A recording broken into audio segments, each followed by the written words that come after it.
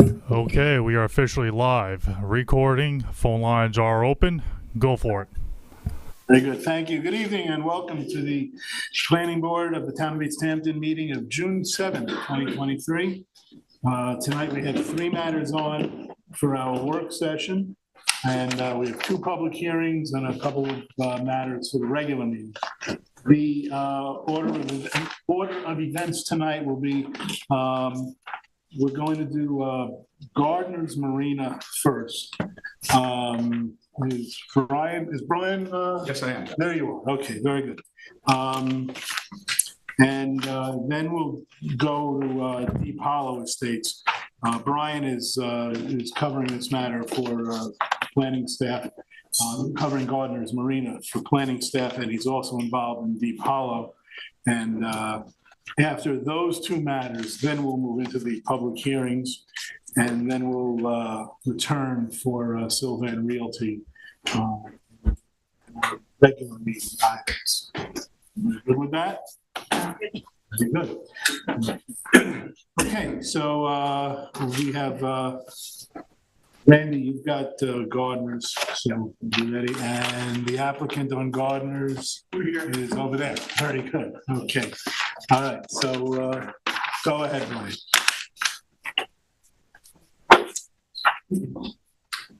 Good evening, Mr. Chairman, board members. Brian Frank on behalf of the Planning Department. I'm going to do the presentation from the seated position over at the presentation station and run through some slides. I'm going to start with sharing my screen and just start with the general location of the property. So this is Gardner's Marina here. This is the southern half of 3 Mile Harbor. The marina is located in an area that's generally referred to as the head of harbor. It's part of the headwaters of 3 Mile Harbor. Tanbar Creek or Sokai Stream, whichever you prefer to call it, flows into the southern portion of 3 Mile Harbor. This is Springy Banks to the west. This is the Oyster Shore shoreline where the banks literally spring and are associated with the Springy Banks name, and 3 Mile Harbor Hog Creek Highway. And this is Gardner's Marina here. I'll move to a closer view of the property. The marina is a boat basin with a southern facing opening. It's a 60-slip marina and an existing clubhouse now. There are extensive tidal marshes in the western portion of the property. The entire basin is bulkheaded.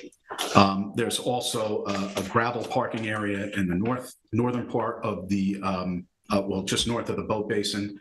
There's also a gravel road that runs down the west side of the boat basin, and that's also bulkheaded on either side. And a lot of the clearing on this property is pre-existing non-conforming. I have some older aerials here. I'll bring them up. In the interest of, unless you ask for them, I'll skip them. But the property really hasn't changed dramatically over the years. Well, I can't help myself. So just very quickly, this is 1970, not a huge difference from what you see today. So this application was last reviewed by the planning board in March. It really consists of two principal elements. One is the upland development proposal that consists of rebuilding the clubhouse and the construction of a storage building in the northern portion of the property. And then there is an element of enlarging the boat basin and reconstruction, a significant portion of the bulkheading, raising the elevation by 18 inches. So this application was last discussed by the board in March. I'm going to switch over to the site plan now. If I'm going too fast and I'm not as familiar with this planning board as I am with the zoning board, I don't want to waste time, but feel free to stop me or slow me down if I'm. We're much nicer. We're quick with it. Sorry, guys. Quick with it.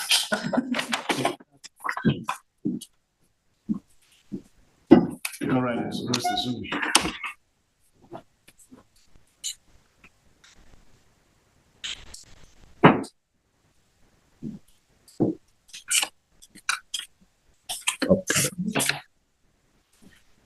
So this is, oh shucks, this isn't the one I wanted to read. This is the boat basin. Well, this is, actually, this is fine.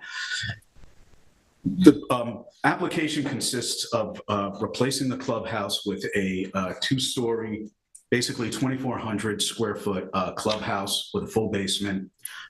It's been proposed in the general location of the existing clubhouse.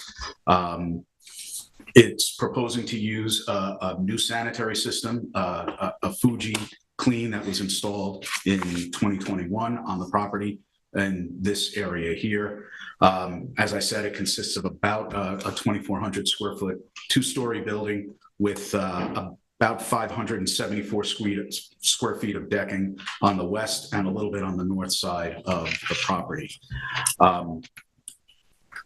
The storage building has been proposed in the northeast corner of the property, 110 feet away from the wetlands. It does require the removal of some vegetation. Eric Shantz and Eric obviously had done the initial review of the application. Eric Shantz and I had met with the Mendelmans and Drew last year, discussed the clearing on the property. And when you look at this area, most of this vegetation inside beyond this clearing line, especially on the roadside, is tree of heaven, Ailanthus, which is a non-native. It's kind of a noxious and invasive tree species. And non-native vegetation, especially invasive vegetation, is not really protected by the town's clearing restrictions. So the removal of the vegetation here doesn't really, in the planning department's opinion, constitute new clearing so much. And there is a landscaping plan.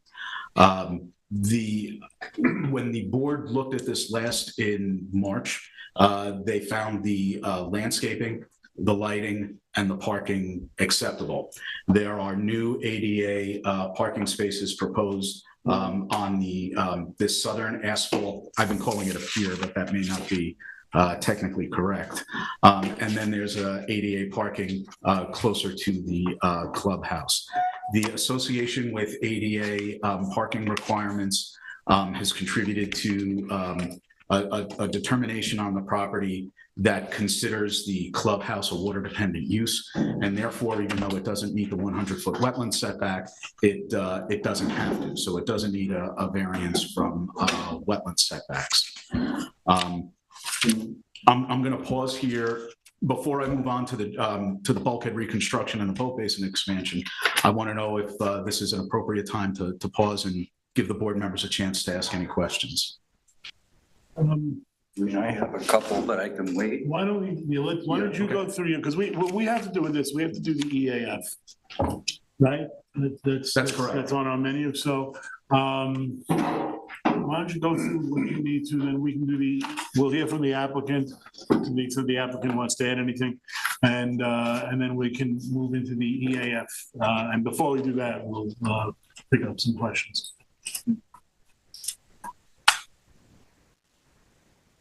So the boat basin expansion consists of excavating this. I don't know if it's as small on your screen as it is on mine or on the television screen.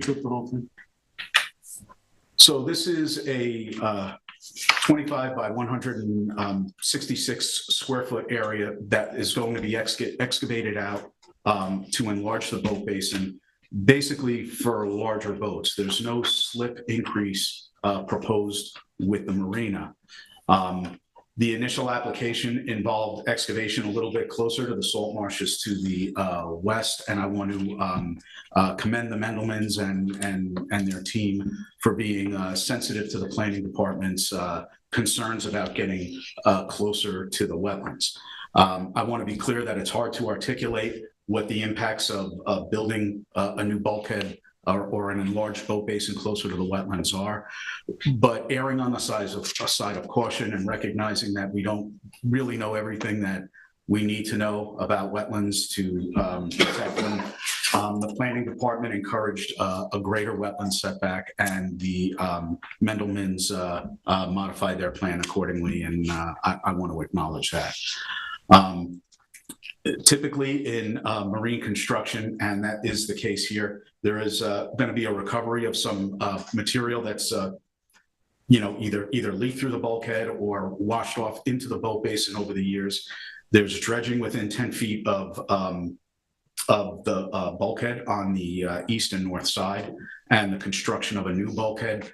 I've reviewed applications for some spot dredging in the past on this property, and have reviewed a lot of the marine construction applications in the town. It's a fairly standard practice to require the use of a weighted turbidity curtain to keep suspended sediments from entering the water body beyond the work area. And it's also a fairly standard practice to require a closed bucket for dredging, a clamshell, something that closed for the same reason, to reduce the amount of spillage and the amount of suspended sediments in the water column. Those recommendations have been incorporated into the recommendations of the EAF. This is located within a locally significant coastal fish and wildlife habitat. The New York State significant habitat begins a little bit to the north of this. All of the town's north-facing shoreline is part of the Peconic Estuary Critical Environmental Area. So this area, marine construction pretty much everywhere, does warrant a high level of mitigation to ensure that disturbances are limited to the work area and don't impact the resources beyond the work area. The planning department has prepared a draft environmental assessment and has recommended a negative declaration pursuant to SECRA and Chapter 128 of the town code. I'm happy to answer any questions about any element of the project that I can. Let's hear from the applicant, and then can you incorporate your questions into your report? It's yours, man. Okay. The applicant have anything they wish to add? Good evening, I'm Drew Bennett, engineer. I'm here on behalf of the owners, Mark and Peter Mendelman, and we're also here. We don't have anything new to add to the record. We've been working with the board and the department and responding to questions, and we think we're up to date and have our plans in sync. So we think we have provided you with all the information that you need, but we are here and available for any questions that you have. Thanks very much. Randy, the floor is yours. Okay. Well, first of all, the good news, I think I'm certainly inclined to approve the name deck, but I have some questions about, a lot of the drawings and the language, just to see if I'm misunderstanding. But so first, there's a discussion about the turbidity curtain that you mentioned, and it says that the dredging within 10 feet of the, I guess, the existing bulkhead would occur before that goes up. Does that sound? If I remember the construction protocol correctly, the intent is to recover this material before the old bulkhead is removed. And if I'm incorrect about that sequence, I certainly invite Drew up to correct me. No, in other words, that first stage of the dredging, you're okay with it happening before that turbidity? Well, no, the turbidity curtain is going to be in place when that occurs. Because I think in the protocol it says that would occur first and then the curtain would go up. But that's just a typo. I don't believe that's what it says. Okay. There's a sequence for bulkhead repair and basin expansion, but step one is obviously to post all the permits and notify the agencies and to put in all environmental controls, which include hay bales and turbidity curtains. So that would be step one before any work is done. Okay. So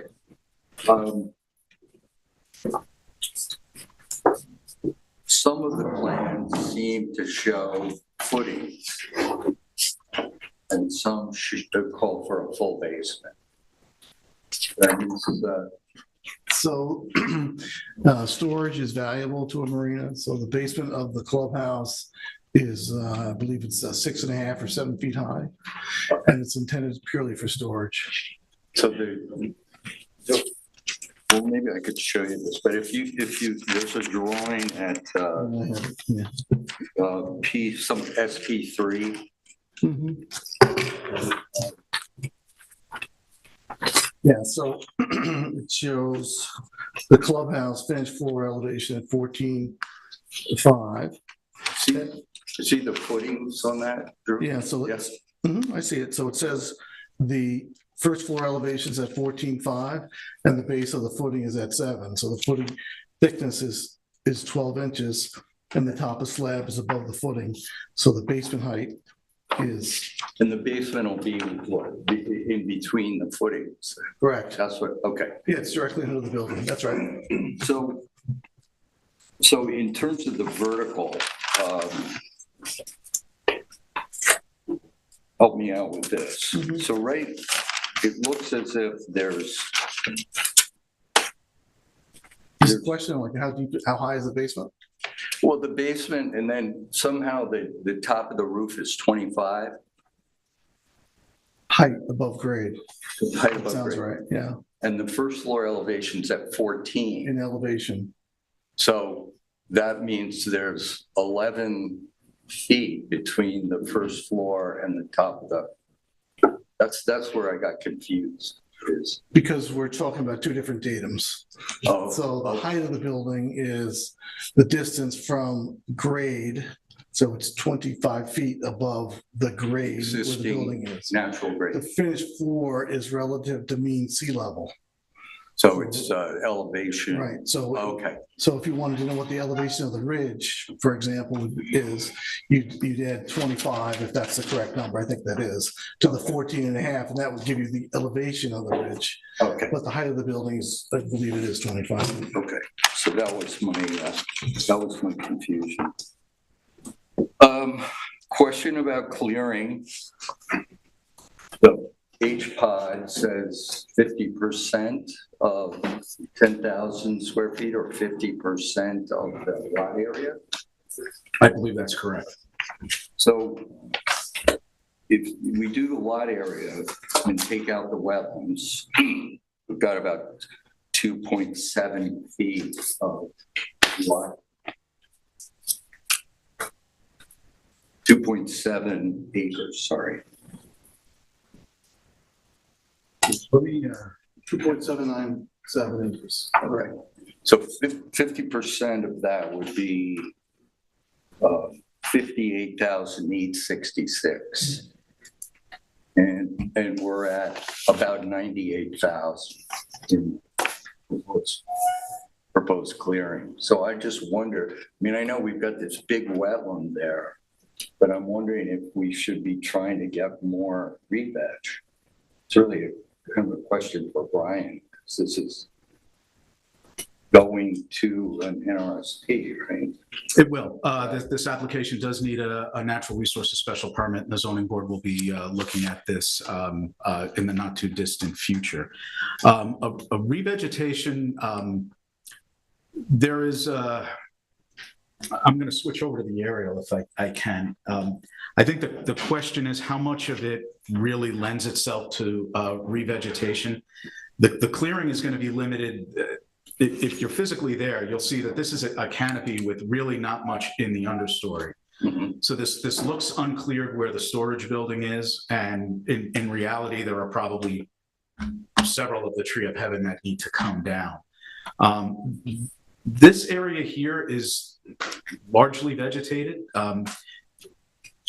Marinas, it's a little tough to get revegetation where you do have, there is a more intense, obviously commercial use and a maritime use associated with the water than you get on a residential property. So if it's hard to say that there is a strong nexus between establishing a buffer when you do have a working boat basin, a working marina here.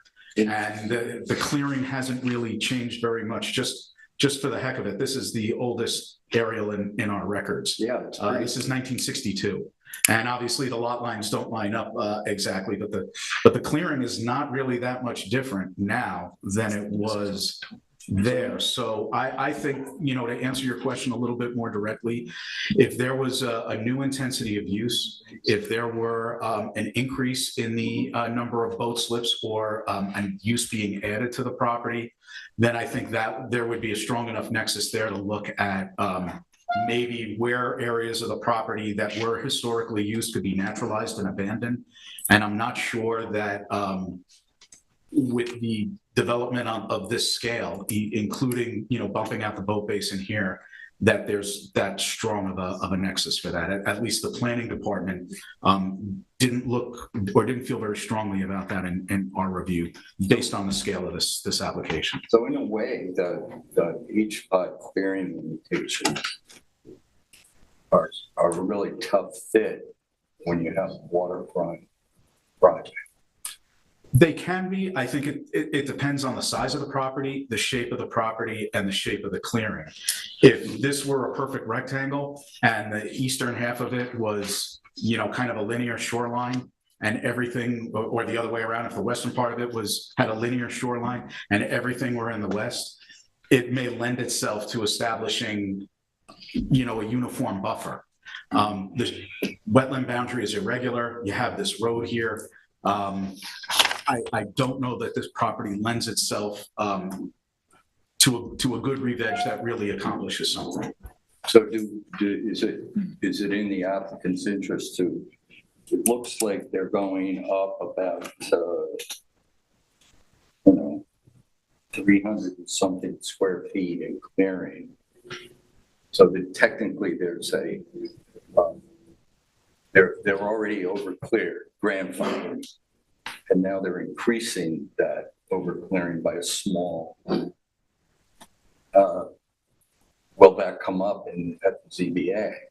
Is it something, you guys can probably fix it if it requires a variance. I think because it's an invasive species that they're removing, it's hard to really call it clearing, and it's hard to, tree of heaven is more of a problem now than it ever has been. It really is a noxious plant. It's a host species for one of our newest invasive species, the spotted lanternfly, which is probably a couple of years away from being really prevalent in the area. It doesn't really provide many ecological, some invasives or non-natives are fairly benign. That's not the case with tree of heaven. It's a pretty noxious species. So I think, again, our clearing restrictions are intended to protect our natural communities and native vegetation. And that's really, I don't know that there's any native vegetation that was going to be removed in this area. From what I remember, it was, and if you go there and take a look at it, you'll see it's, very tall, straight trunk tree of heaven, and the understory and the shrub layer is nearly non-existent. Yeah. Okay, I'm satisfied with that. Just the how ultimately we handle it on the clearing calculations now show existing and proposed, but they don't show what's allowed in the calculation. Anybody else have any questions, comments for the applicant or for John? Okay. All right. We're going to review and approve, presumably, the EAF. Just the last, we've been streamlining this process. Much of the time, we don't need to have an extended discussion. One thing I'll say is that if anybody's going to endorse changing any of the impacts from no or small impact to moderate to large impact, bear in mind that that change has to also be reflected in the Part 3 EAF, which follows the Part 2. So we can't just say, I don't like item X and move it to from no impact to moderate impact.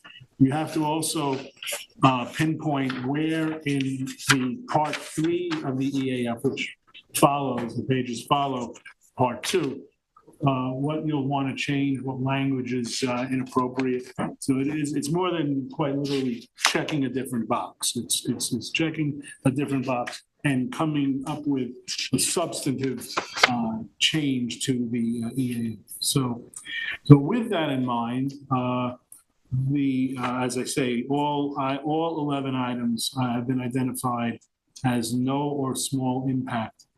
Are there any of the items on the Part 2 EAF that anybody wants to change to moderate to large impact? No. Okay. In that case, Randy, if you'd like to make a motion. Make a motion, we adopt the negative declaration. Is there a second? Second. All those in favor of negative declaration? Aye. Passed, 7-0. Now, I had said that we were going to go forward with Deep Hollow if we, before the public hearing, but since this matter almost to the 7 o'clock mark, I think we'll do the public, Brian, if you don't mind sticking around for the public hearing, because you're here also for the, thank you very much. So we'll do the public hearing on 395 Pantego Road preliminary subdivision and Maidstone Acres 2. And we'll do 395 first. Randy, do you have the resolution? Sorry, the public hearing notice? Okay, and Ed, you have the public hearing notice on Maidstone. It is 6:58. You can start reading, and we'll get there by 7. Okay. Public hearing notice. Take notice that a public hearing will be held before the East Hampton Town Planning Board at Town Hall, 159 Pantego Road, East Hampton, on Wednesday, June 7 at 7 p.m. or as soon thereafter as this matter may be heard, to consider the application of 395 Pantego Road preliminary subdivision approval pursuant to Chapter 220 subdivision of land and Chapter 193 open space of the East Hampton Town Code to divide a 523,681 square foot parcel, 12.022 acres, into 16 single-family residential lots for the purposes of providing affordable housing. These lots will be situated within roughly 7 acres of the parcel. The remaining roughly 5 acres are to remain as preserved open space through the Community Preservation Fund. The parcel is located on the north side of Pantego Road, East Hampton, and is situated in an A5 residence zoning district with an affordable housing overlay district as shown on the official zoning map of the town, and is identified on the Suffolk County tax map as parcels 300, 189, 1, 4. Subject application is classified as an unlisted action pursuant to the State Environmental Quality Review Act, Part 617 of the New York Code of Rules and Regulations, and Chapter 128 Environmental Quality Review of the Town Code. A preliminary subdivision map prepared by Gary Benz, a licensed surveyor, dated revised April 24th, 2023. A road and drainage plan prepared by B.B. Bennett, dated revised December 7th, 2022, and a road and drainage detail C2 prepared by D.B. Bennett, PEPC, dated revised December 7th, 2022, are available for inspection at the Planning Board Office, 300 Pantego Place, Suite 103, East Hampton, New York. Public hearing will be held live and in person by the Planning Board and will be available electronically by video and teleconferencing, and will be televised on local TV, LTV Channel 22, and available for live stream on the LTV website, https://www.ltveh.org. The public shall be permitted to appear in person but may also provide comments on the matter being heard by calling 351-888-6331. Any person or party wishing to be heard with respect to the foregoing may do so in person or by agent or by attorney or by call in to the live stream or by written comment addressed to the planning board, 300 Panago Place, Suite 103, East Hampton, New York, 11937. Comments may also be submitted to the planning board by email to planningboard@ehamptonny.gov. All comments must be received by the planning board by the date and time of the public hearing. Dated May 5th, 2022, Samuel Kramer, Chairman. Do we have jurisdiction? Yes, we do, Chair. I reviewed the affidavit of service and posting, and it does appear that it was properly noticed and we have jurisdiction. Very good, thank you. Peter, would you like to give us a background on this? It's the preliminary subdivision application to subdivide a roughly 12-acre parcel into 16 single-family residential lots for the purpose of providing affordable housing. The lots will be situated across roughly 7 acres with 5 acres preserved through the Community Preservation Fund. The public hearing notice pretty much covered the project description fairly well. The actions unlisted pursuant to SECRA and negative declarations on file. Very well, thank you. All right, before I call for public comment, any members of the public who wish to speak will have 3 minutes. We'll ask that you step up to the podium, give us your name and address. And after all the folks who are in the room and anybody who may be waiting in the telephone queue have had an opportunity to speak, if anybody wants to speak again, they'll have an opportunity for a second 3-minute chance, and that will be the limit of their public comment. Before that, Matt, do you have anybody on queue for the public hearing? As of right now, you have 0 callers. Thank you. Very well. Does anybody wish to speak with respect to the 395 Panago Road preliminary subdivision application? Step right up. State and spelling. Yes. If I didn't say, I didn't say spell. State, spell your name, and give us your address. Right, address too, correct? My name is Prudence, Prudence. THC, which has since become a real joke in my life, which I didn't realize for a long time. Talmadge, Hamilton, Carabine. And my address is 30 Roberts Lane, East Hampton, New York, since 1648. I could regale you with history, 40 years of history of me searching for, building, and modeling affordable housing in so many wonderful ways. It's been a real gift for me, sometimes an aggravation, sometimes a very scary situation. It hasn't been scary until the last few years. And now, since I've gotten involved in history with the Farm Museum, I realize the only way to save what's left of our culture really is to offer as much affordable housing to our local families as we possibly can. My only comment on what appears to be a very well thought out development, I can't wait to see the groundbreaking, is that I have ridden that stretch of Panago and rode my bicycle, believe it or not, to Devon Yacht Club for 3 summers when I went to work as a college undergraduate.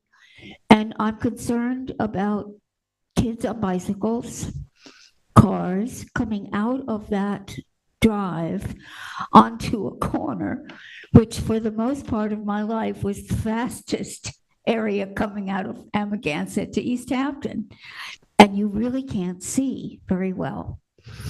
So I'm concerned about traffic slowing coming out of those driveways from that wonderful set of small homes onto the main Montauk Highway there, when people automatically put their foot on the gas coming out of Amagansett to make that turn. and then hit East Hampton where it stops. So I'm hoping that there will be some kind of traffic slowing coming out of the development, and also traffic slowing, of course, coming from Amagansett, so that we don't see any more kids hit on bicycles or anything like that. I appreciate that very, very much, and I look forward to seeing many, many more of these developments in the future. Thank you very much. Thank you. Is there anybody else who wishes to make public comment regarding the 395 Panago Road preliminary subdivision?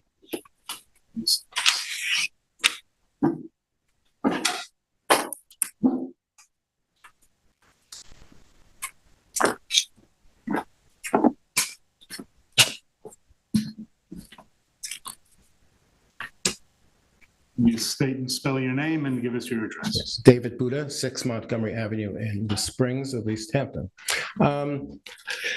Just very briefly, I just want to ensure that during the course of the preliminary and final subdivision process, that an adequate and effective public access is maintained so that members of the public, other than those who reside on the property and the affordable housing units, will be able to realistically reach and use and explore the rear portion of the property, which is the portion that is CPF funded and as open space.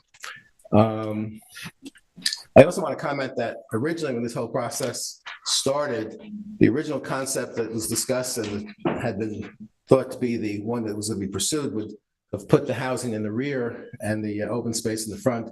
And I had argued against that. And I'm glad that that ultimately came to fruition. It makes a lot more sense to have the housing towards the front of this overall 12-acre parcel that was acquired and not in the rear. Thank you very much. Thank you. Is there anybody else who wishes to make public comment regarding 395 Panago Road? Richard Whalen, resident of Amagansett, speaking as a citizen of East Hampton. Your name and address. Richard E. Whalen, 217 Town Lane, Amagansett. I think it's a very suitable property for an affordable housing development, such as proposed here today. I agree with David Buddha as to the layout. The open space should be at the north end, which is where it is, so that's good. I do have one practical suggestion for you. It's a relatively high-density subdivision. There'll be families living there. There'll be pedestrian traffic. Don't make the same mistake the planning board did on the Panago Place subdivision, granted the commercial subdivision. They should have sidewalks. Put in a sidewalk on the road. Thank you. Thank you. Is there anybody else who wishes to make public comment regarding 395 Panago Road preliminary subdivision? Matt, do you have anybody in queue? We do, excuse me, we do have two callers waiting. I will unmute them if you wish. Yes. Okay, we're going to start with the last four digits of 2341. You are live. Hi everyone. Yeah, hi. Before you go forward, are you calling regarding 395 Panago? Yes, I am. Okay, very well. Continue, please. Let's have your name, spell that, and your home address. My name is Bryony Frage. First name Bryony. Last name F as in Frank, Reij. I live at 7 Montauk Avenue Extension in Sag Harbor on the East Hampton town side. Okay, go right ahead. You have 3 minutes. And I'm calling in support of this development. I am calling in as a member of East End DMB, and we are always looking for opportunities to advocate for affordable community housing. And this one is so unique in that it's, focusing on home ownership, which is all but obsolete for most out here at this point. So I just applaud the town board and urge the planning board to move this forward so that we can really get our neighbors who've been waiting forever to be able to live here. I feel like the location between Amagansett and East Hampton is wonderful to have it not, in the middle of nowhere, but this will even potentially allow people a shorter commute, or even possibly by bike or walking to their jobs in the villages. I feel like the inclusion of open space using CPF is a wonderful idea, and hopefully can be, using the CHF funds in the future. Perhaps there are partnerships like this with the CPF and CHF, to blend the two. I'm sure that the neighbors nearby really appreciate that there will be open space as well as the housing. And I do want to echo Mr. Buda's concern for, making sure that there's easy public access to that open space so that we can all enjoy it. And finally, the importance of variety and diversity in affordable housing. We need rentals, we need, housing for seniors, we need housing for families, and we need housing that people can actually buy and own and save for other means. So I just applaud everyone who's worked so hard on this, and I hope that this written record will be closed and we can move forward as a community to get this going. So thank you very much. Thank you. Matt, you have somebody else in queue? Yes, I do. I will unmute them now. Last four digits, 6000. You are live. Hi, good evening. My name is Michael Daly. Last spelling is D-A-L-Y. And I live at 283 Ferry Road. I'm sorry, are you calling regarding, I just want to make sure, you're calling regarding 395 Panago Road? I am. Okay, thank you, I'm sorry to interrupt. I am indeed calling about 395 Pantico. Yes, thank you for clarifying that. I live at 283 Ferry Road in Sag Harbor, and so I'm a neighbor. And I'm also a co-leader of East End YIMBY with my brilliant co-leader, Brian E. Frage, who spoke before me. And I just want to call and commend the town with your all hands on housing that you've been so gallantly pursuing for the last year and a half or so. It's, everything that happens in between us, especially when you're at Sag Harbor and you're the border, everything that happens in East Hampton impacts Southampton and vice versa. And evidence of that is Route 114. So I'm excited, very excited for East Hampton to be undertaking this development. I've been watching it for the last year and watching it as they've discussed the different possible opportunities. I think they've come up with a terrific plan for this development. And having housing that can be purchased is something that's very, very badly needed from young people. And those who want to get into the home ownership, but clearly with an average sales price of approaching $2 million in East Hampton, that's very, very difficult. So congratulations. I'm glad it's in your good hands, and I'm sure that you will shepherd it through so that the development can begin. So thank you for your time. Thank you. Matt, do you have anybody else in queue? Zero additional callers. Thank you. And is anybody else in the audience wishes to speak? Go right ahead.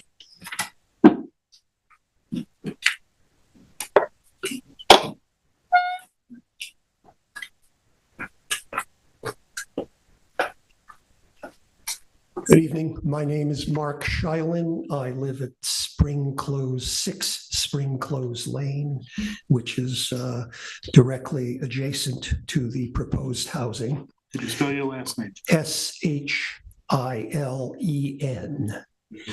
And what I have a series of questions that I think could use some clarification.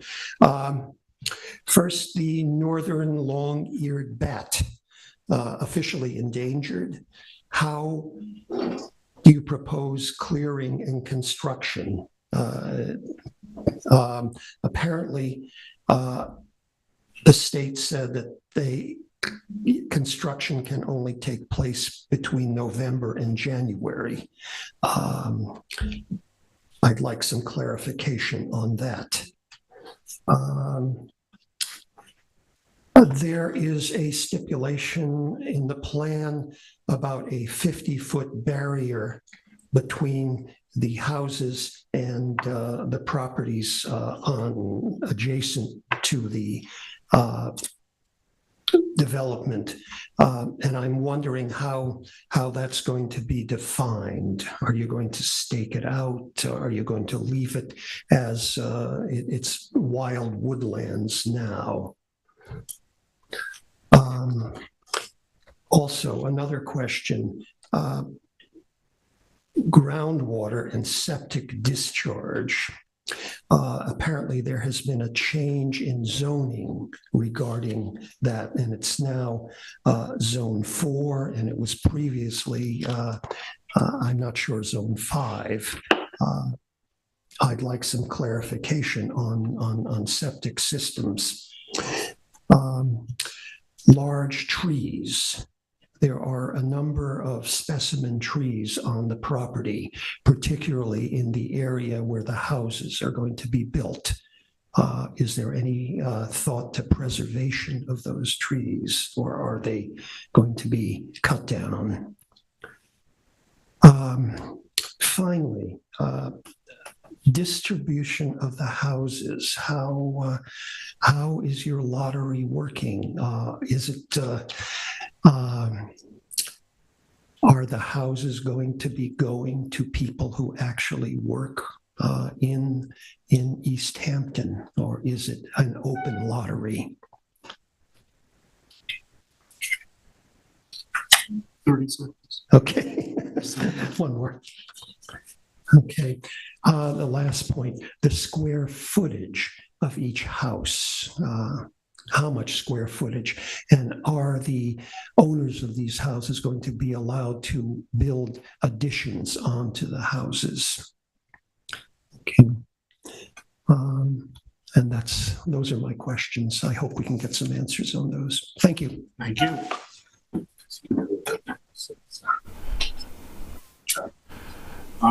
Excuse me, Mr. Chairman. Yes, we have another caller. We have a late caller. All right. Well, we haven't closed the public hearing yet, so let's see if they're here for 395 Panther. Okay. Unmuting last four digits, 4221. You are live. Are you here to make a comment on 395 Pantago Road subdivision? Caller? Yes, indeed I am, Chairman Kramer. Thank you. Go right ahead. Let's have your name, spell it, and your address, please. Of course, thank you. So my first name is Jane, Jaine. My last name is Meehring, Mehring, and I live at 32 Ocean Lane in Amagansett.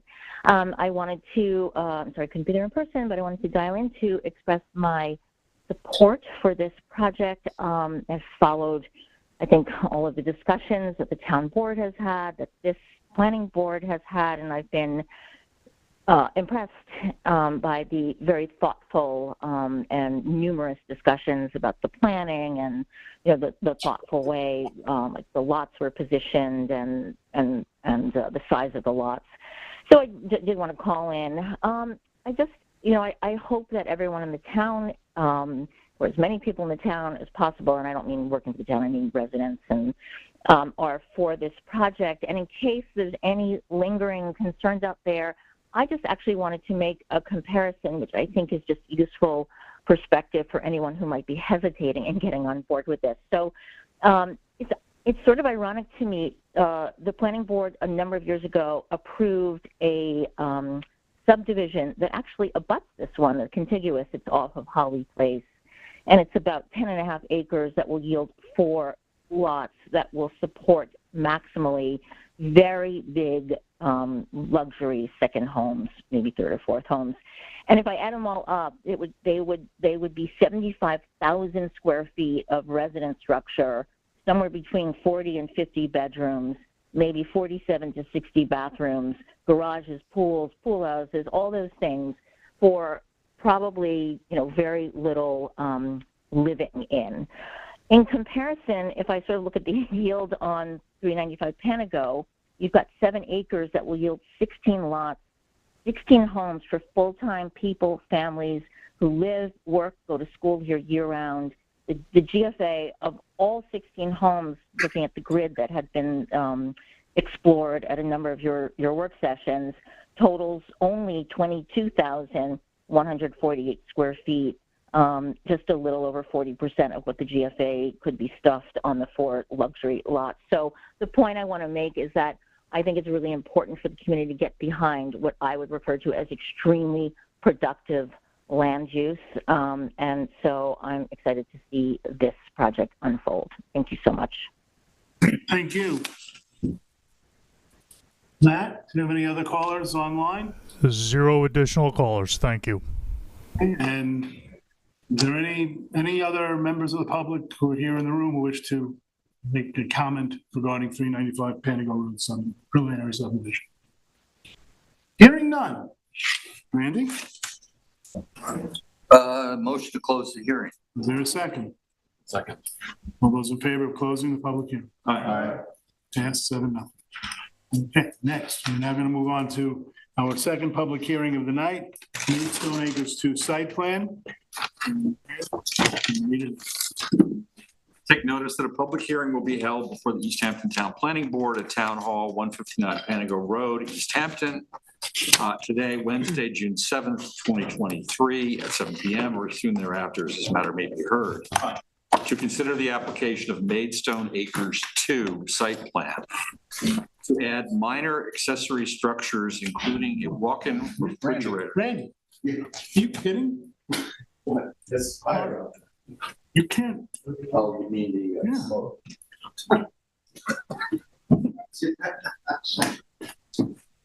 Sorry. Fire here. No. Property contains 6,899 square feet, 0.184 acres, and is located on the corner of Maidstone Park Road, Fanning Avenue, and Richardson Avenue, Springs, and is situated in a neighborhood business zoning district as shown on the official zoning map of the town of East Hampton, and is identified on the Suffolk County tax map as parcel 300-38-4-2.1. Subject application is classified as a type 2 action pursuant to the State Environmental Quality Review Act, SEQRA, Part 617 of the state of the New York Code of Rules and Regulations, and Chapter 128 Environmental Quality Review of the Town Code. A survey prepared by Saska Surveying Company, PC, dated revised March 3, 2022. A site development prepared by Spaces Architecture, dated revised April 5th, 2023, and a proposed sanitary plan prepared by Spaces Architecture, dated revised February 1, 2023, are available for inspection at the Planning Board offices, 300 Panago Place, Suite 103, East Hampton, New York.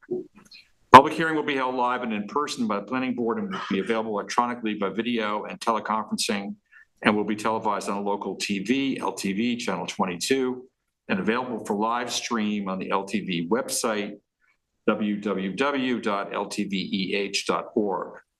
The public shall be permitted to appear in person, but may also provide comments on the matter being heard by calling 351-888-6331.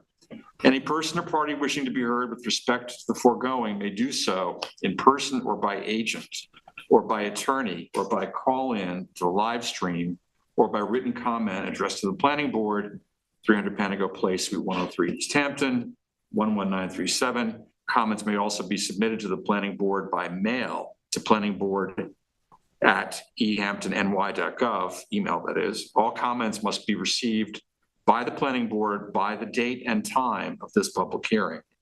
Dated May 3rd, 2023, Samuel Kramer, Chairman. Thank you very much. Nancy, do we have jurisdiction? Yes, we do. I reviewed the affidavit of service and posting, and it does appear that it was properly noticed and we have jurisdiction. Thank you very much. Tina? Thank you. This is a site plan application to legalize a number of already built structures, including a walk-in refrigerator. A site plan application was previously submitted in May 2021, but deemed withdrawn. The site consists of 2 merged tax map parcels, zoned neighborhood business. All neighboring parcels are residential property. The site's 100% cleared of naturally occurring vegetation. and contains a restaurant use and 2 single-family residences. The single-family residence is considered to be pre-existing non-conforming use in the NB zone, while the restaurant is permitted. The restaurant seating capacity is 76 seats. The applicants have amended the proposed site plan to address the planning board's comments about removing certain features, including the proposed parking. Now the parking calculations are accurate, and the on-site trailer and permanent outdoor seating have also been removed. Thank you very much. And again, to the public, you have 3 minutes to give your comment. Ask that you give your name, spell your name, and your address. After all the members of the public who wish to be heard have been heard, then you'll have an opportunity for a second comment, no more than 3 minutes. So, is there any member of the public who wishes to be heard with respect to the Maidstone Acres 2 site plan? Please step up to the podium.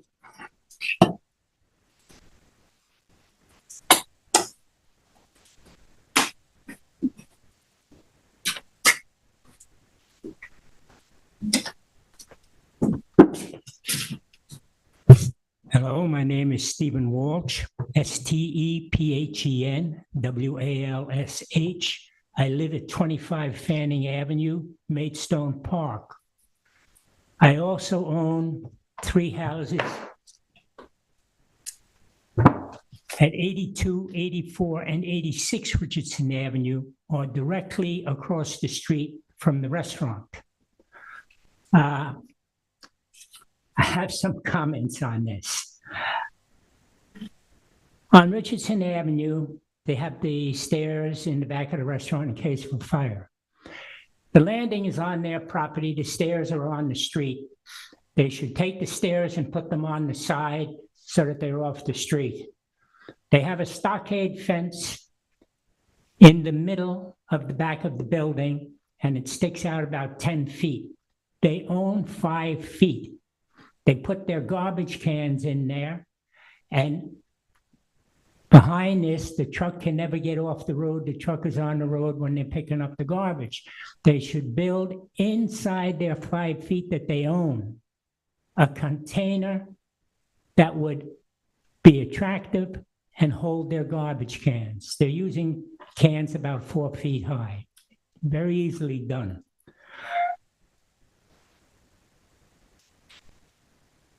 Also, they store movable shelves on Richardson Avenue and beer vats. This stuff can be put inside. I mean, they don't care about anybody. When they moved in and they put that 10-yard container on Richardson Avenue, garbage container, out in the street, and it was on the road, I talked to them about it. They didn't laugh at me, but it got close. They said, oh, don't worry about that. We'll take care of that.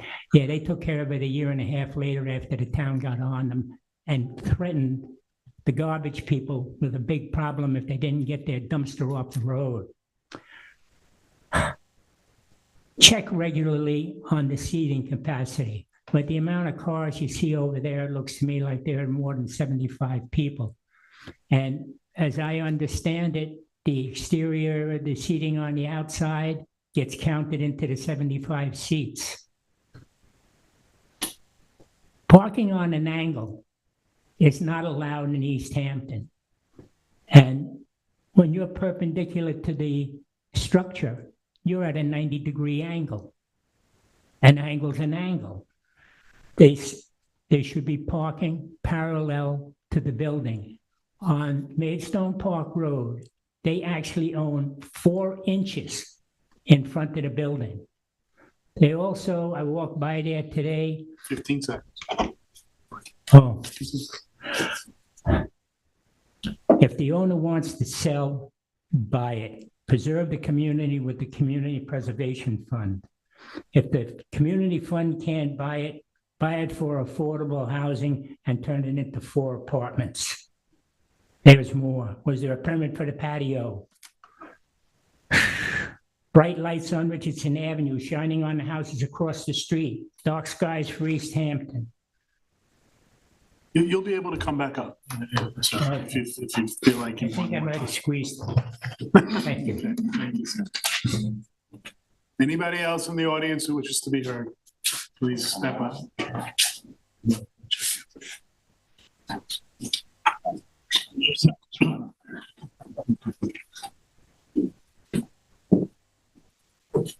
Hi, my name is Clorinda Wolf, Clorinda Wolfe. I reside at 70 Flaggy Hill Road, East Hampton, which is right around the corner from Maidstone Park Road. Oh, sorry, short. It seems like, I remember when that was just a general store and we had the Fat Flounder, Michael's Restaurant. Everybody's been able to run a business there and the community accepted it.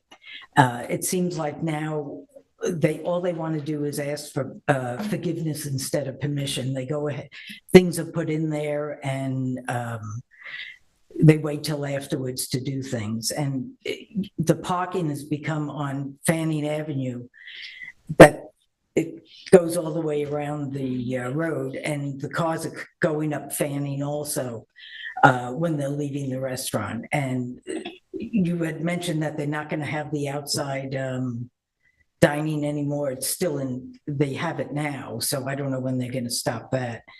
But it was, we don't mind having a restaurant there, but we want somebody who's going to be part of the community and not overstep their boundaries on the size of what they have.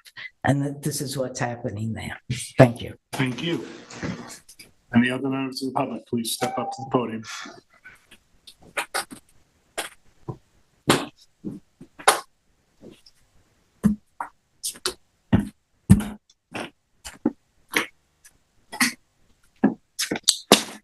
Good evening. My name is David Buda. I still reside at 6 Montgomery Avenue in the Springs, since last time I spoke. A couple of things. I do not live immediately in the nearby neighborhood, but I do live in the Springs, and I do travel in this area a lot, using the facilities of Maidstone Park and Flaggy Hole Road Beach. So I have had occasion to observe things. And one of the things that first I should start by acknowledging that it's a conforming use, a neighborhood business that's been there for a long time.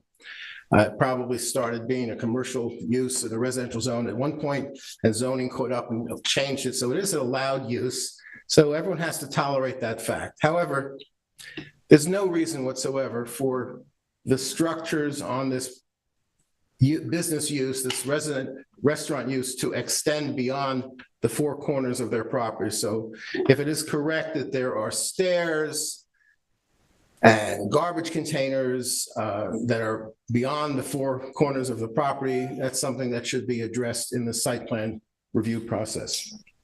With respect to parking, obviously there's no on-site parking except for within the confines of the western portion of the property, which is fenced in and where two cars regularly park. And the visitors and users and the residents of the property have to essentially park in the street, which is just a state of fact that has to be accepted. What I don't understand, though, is this is a site plan application. Ordinarily, one would expect that when a site plan is applied for, and if it's approved, that it'll be implemented forthwith, right away. However, that's not apparently what's going to happen. From what I understand, the town, after diligent inquiry of requiring diligent inquiry to be made, has determined that the current septic system for this restaurant, high-intensity restaurant use, is non-conforming and illegal, in fact, that it constitutes a series of large capacity cesspools, 6 cesspools serving the restaurant. But if you approve the site plan, when is that problem, when is that situation, which I understand to be bad for the environment and unlawful under federal regulations, when is that going to terminate? Is this a site plan that's simply going to go on the books and then they'll have 3 years to consider complying with? I don't know. They're off to a bad start. They have taken advantage of the opportunity to apply for a town permit to permit the temporary transfer of some of the 76 restaurant seats to outside dining. 15 seconds. You can have more time after. But even that permit, which they applied for, has been already non-complied with because it limits the uses to 6 picnic tables so that they would be no more than 6 picnic tables are allowed, and already there are 8 there now. And I believe there's also bench seating. And what was described in one newspaper article as an outdoor area that is lined by a bar rail for guests to mingle with vibrant margaritas. So let me continue it after you have a chance to see if there's anyone else who wants to comment. Thank you, appreciate it. Is there anybody else who wishes to be heard? Again, your name, please spell your name. And your... Mark Miller, MARCMILLER, 28 Maidstone Park Road, East Hampton. And nice to meet you all. And I'm going to try, it's roughly budding 9 minutes in 3, but I'll try to talk quickly, which isn't usually one of my skills. To the last points, the septic system was today approved by Suffolk County Department of Health and is scheduled to be installed starting in November. So we got that approval, and that's why that wasn't there. Sorry, let me just interrupt. I'm sorry to interrupt. Yeah. Are you the applicant? I am one of the applicants. Usually we reserve time after all public comments have been made for the applicant to then respond to the public comments. Sorry. Quite all right. Is anybody who's not the applicant who wishes to speak with respect to this application? And let me just see how we're doing up with the call-ins. Matt, do we have anybody in queue? You have 0 callers. Thank you. Okay. In that case, if everybody who has wanted to speak regarding this application has opportunity to speak, has not had an opportunity to speak yet, is there anyone out there going once, twice, 3 times? Okay, then we'll do it in the order in which folks who already spoke. Sir, again, you have 3 minutes.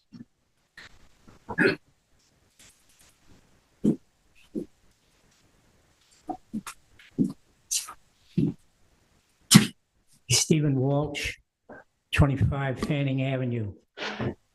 Just a little history of mine. I first went to Maidstone Park in 1950 when I was 10 with my parents. In 1952, my parents had a house built on 32 Bruce Lane with land they bought off Pete Bistrian.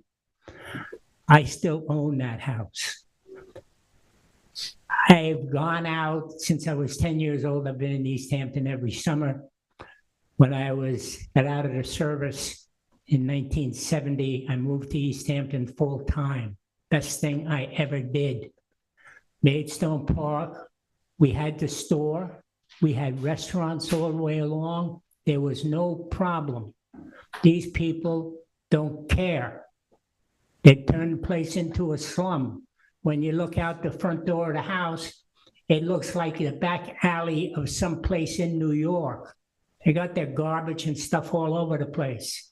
They're still bringing in trucks from the catering business. When they first got there, they put a hose in the front of the building so that they could wash their pots out in front. And then the waste from that used to run down to 28 Fanning Avenue, which at that point in time I owned it, so I noticed it. They're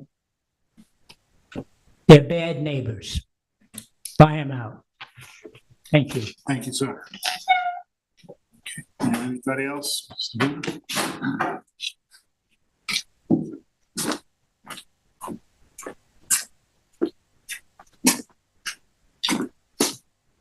David Buda again. I won't repeat my address. Since I primarily know this property from driving around the area, I just have to reiterate what someone said. If anyone from the planning board, during any time of the day when there are users on premises, looked at the Richardson Avenue side of this property, you would be aghast.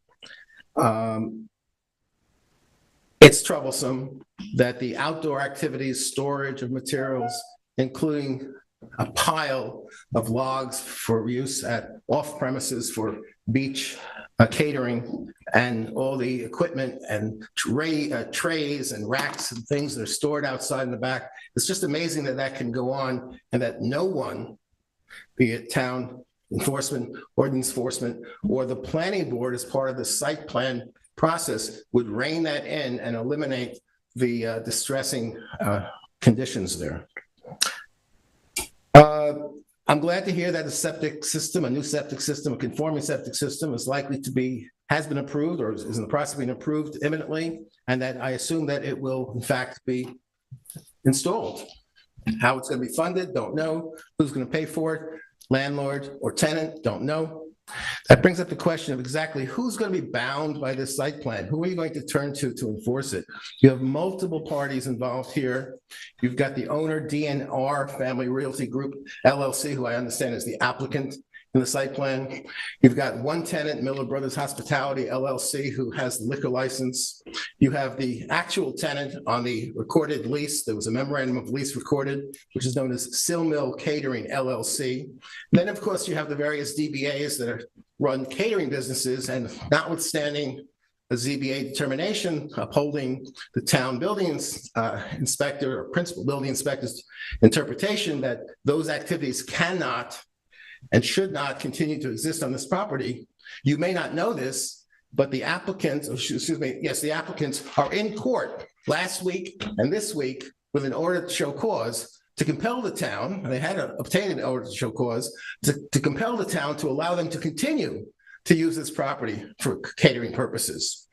That obviously increases the intensity of use, the number of people, the number of suppliers, the number of trucks, the number of materials that are stored on this property, and all these things. I have to wonder, if you approve the site plan as written, when will it be actually implemented, enforced, and ensured that it conforms with the site plan that you approve? To approve a site plan and simply to have it sit on a shelf as a document that will linger and be ignored for possibly years more is really not the purpose of having site plan review. Thank you. Thank you. Did I make it? 1.5 seconds.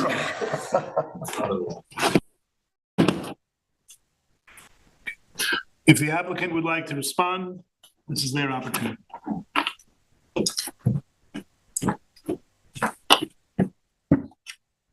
Good evening, members of the board. Nice to see you all again. James Vlahadamas for the applicant. I also have Mark Miller here with us today. So as Mark indicated, the first thing, a major aspect of it that we would like to address is we did get verbal confirmation that the health department is not going to require, or that our septic system plan is not going to require any variances. So that was a large hurdle with respect to the approval of the septic plan by the Suffolk County Health Department. And again, just to address the concerns of the public, as I know the board already knows, but the health department has jurisdiction over the septic plan. So until the property owner receives approval from the Suffolk County Health Department, there's nothing we can do about the installation. But as Mr. Miller indicated, our expected commencement of the project is going to be in November of this year, so that we can rectify the septic system map.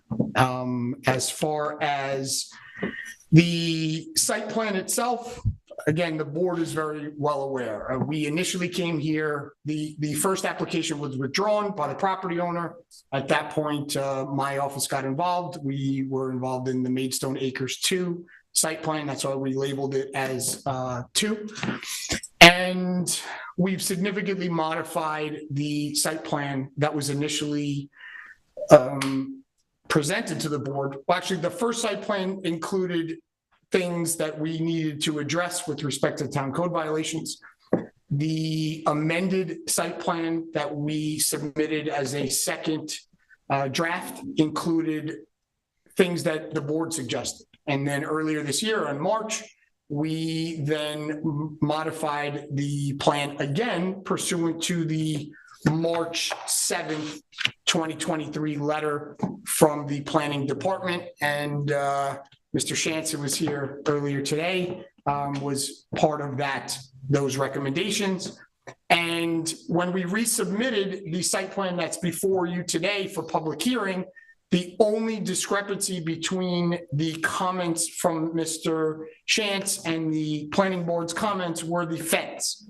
So I think we indicated that in our cover letter on the resubmission of the application, that the fencing was approved by and installed and modified subject to commentary from the East Hampton Town Building Department, Code Enforcement, Highway Department, property owner, and tenant at the property. So as far as what is before this board today, it contains only that which is currently present at the property.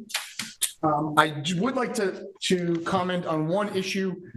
If the board can recall, we did have a lighting plan that was initially included in our second revision, and then we were advised to remove that. So we apologize to the community member who's indicated that they're not happy with the lighting system, but it was a recommendation that we remove the change in lighting system that was proposed, and that's why that is not before you tonight as far as what we're going to do moving forward, or the application to be approved, in that we were told or asked to remove that. So what we have before the board tonight is the modification to the pre-existing walk-in cooler that was there, that was moved and rehabilitated by the property owner, and the fence.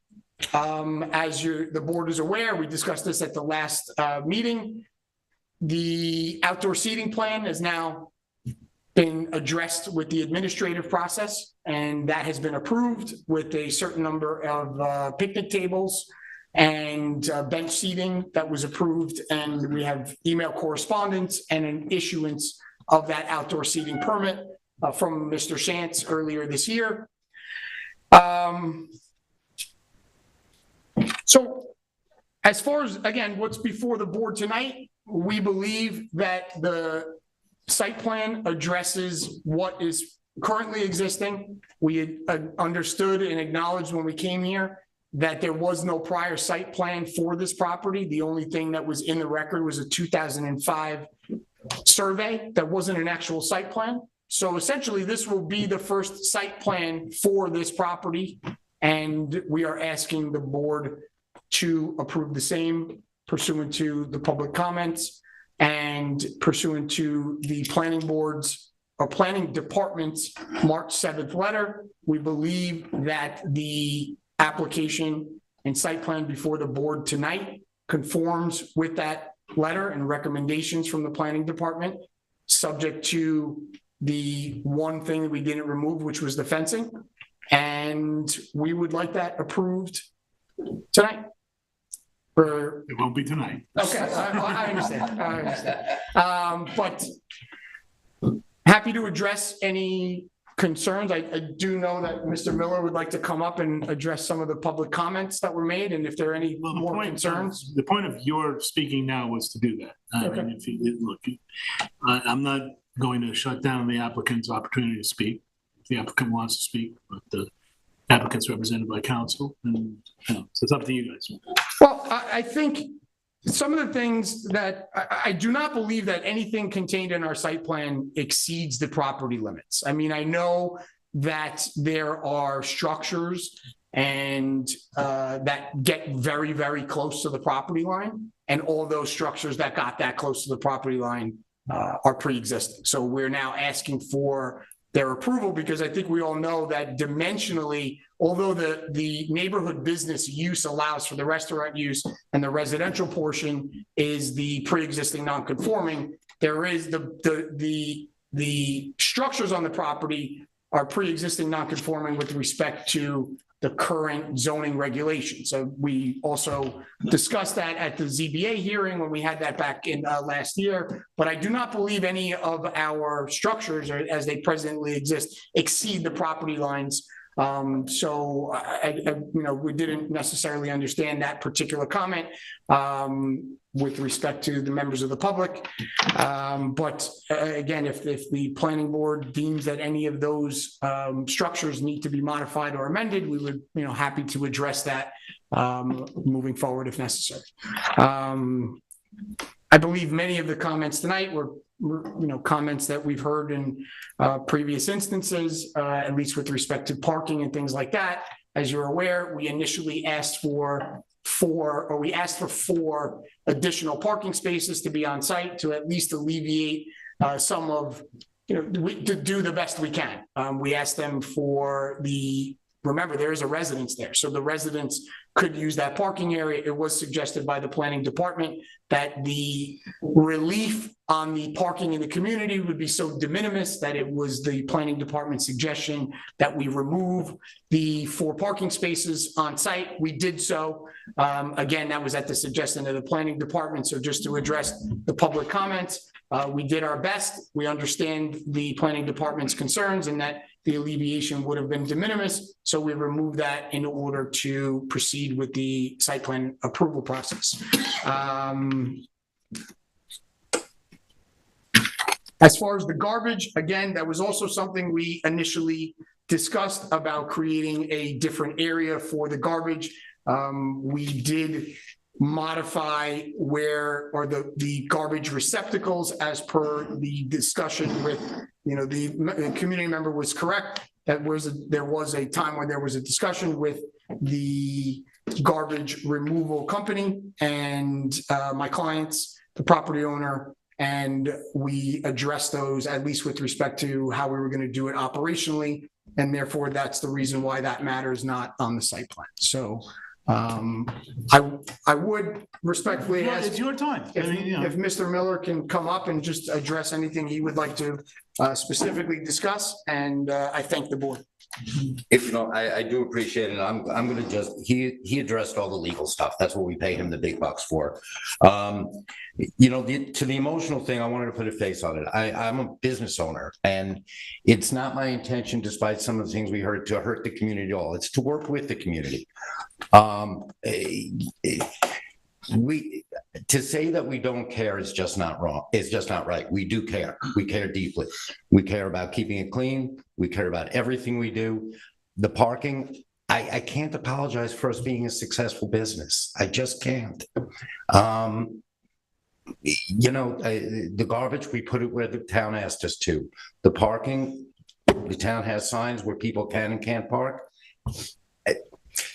All of the problems that the community seems to be having are because we're successful. Come talk to us. We're not horrible people. We want to be members of the community. The residence, which is next to the restaurant, is where my brother, his wife, and his son live. We're all part of the restaurant. So any effect that anybody else has, we also feel. He took care of all the other legal stuff. But, the outside seating, like I said, we have a permit for it. And any seat that we use outside, we can't use inside. Up to 70. We only have 52 seats inside. We're not above our approval by Suffolk County. We're getting I think somebody asked, the landlord is paying for the septic to be fixed. We were waiting for Suffolk County to approve it. So we're doing everything we can. And, anything you want us to do, just ask. We'll do it. Thanks. Thank you. Thank you. Okay. Ed, would you like to make a motion? Yeah, motion to close the public hearing. Is there a second? Second. All those in favor of closing the public hearing? Aye. Any opposed? Opposed, 7-0. Okay. We now have 2 more matters on our work session. Deep Hollow Estates. Brian, thank you for sticking around.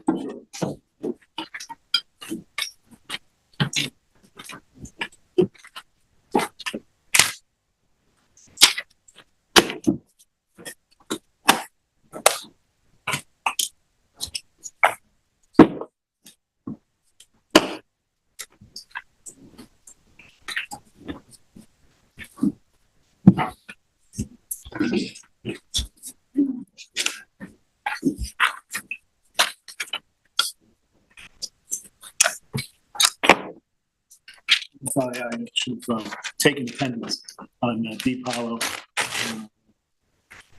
Good. Here. Very good. Okay. And the applicant on Deep Hollow is Mr. Hammer. Is that yours? That is me. Thank you, sir.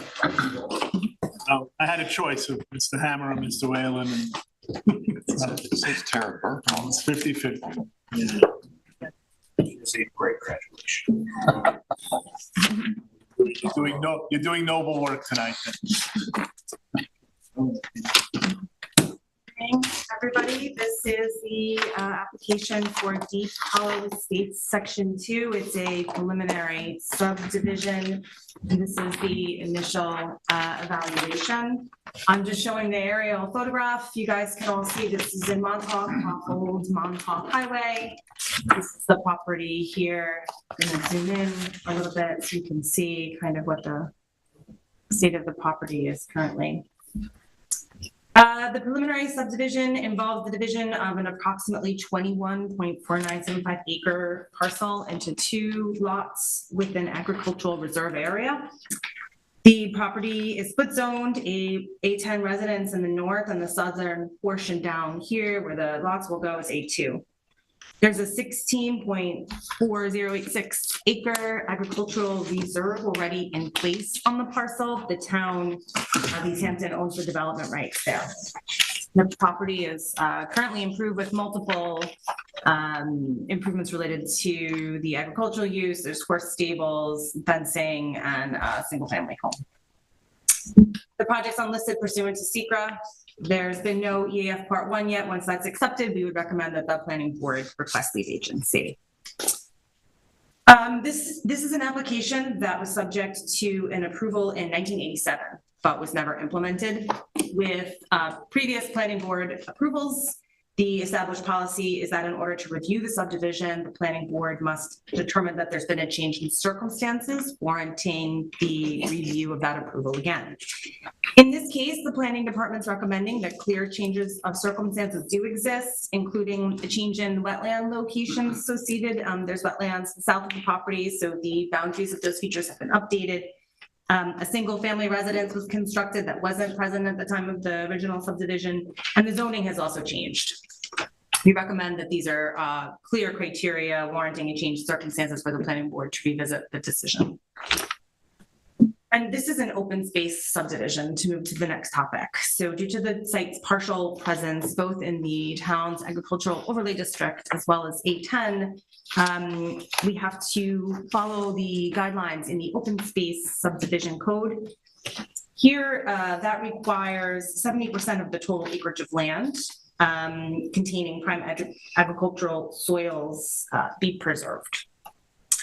The proposal is meeting that criteria. There's 100% of the area with prime agricultural soils being preserved, and it accounts for 76% of the total lot area when considered an aggregate.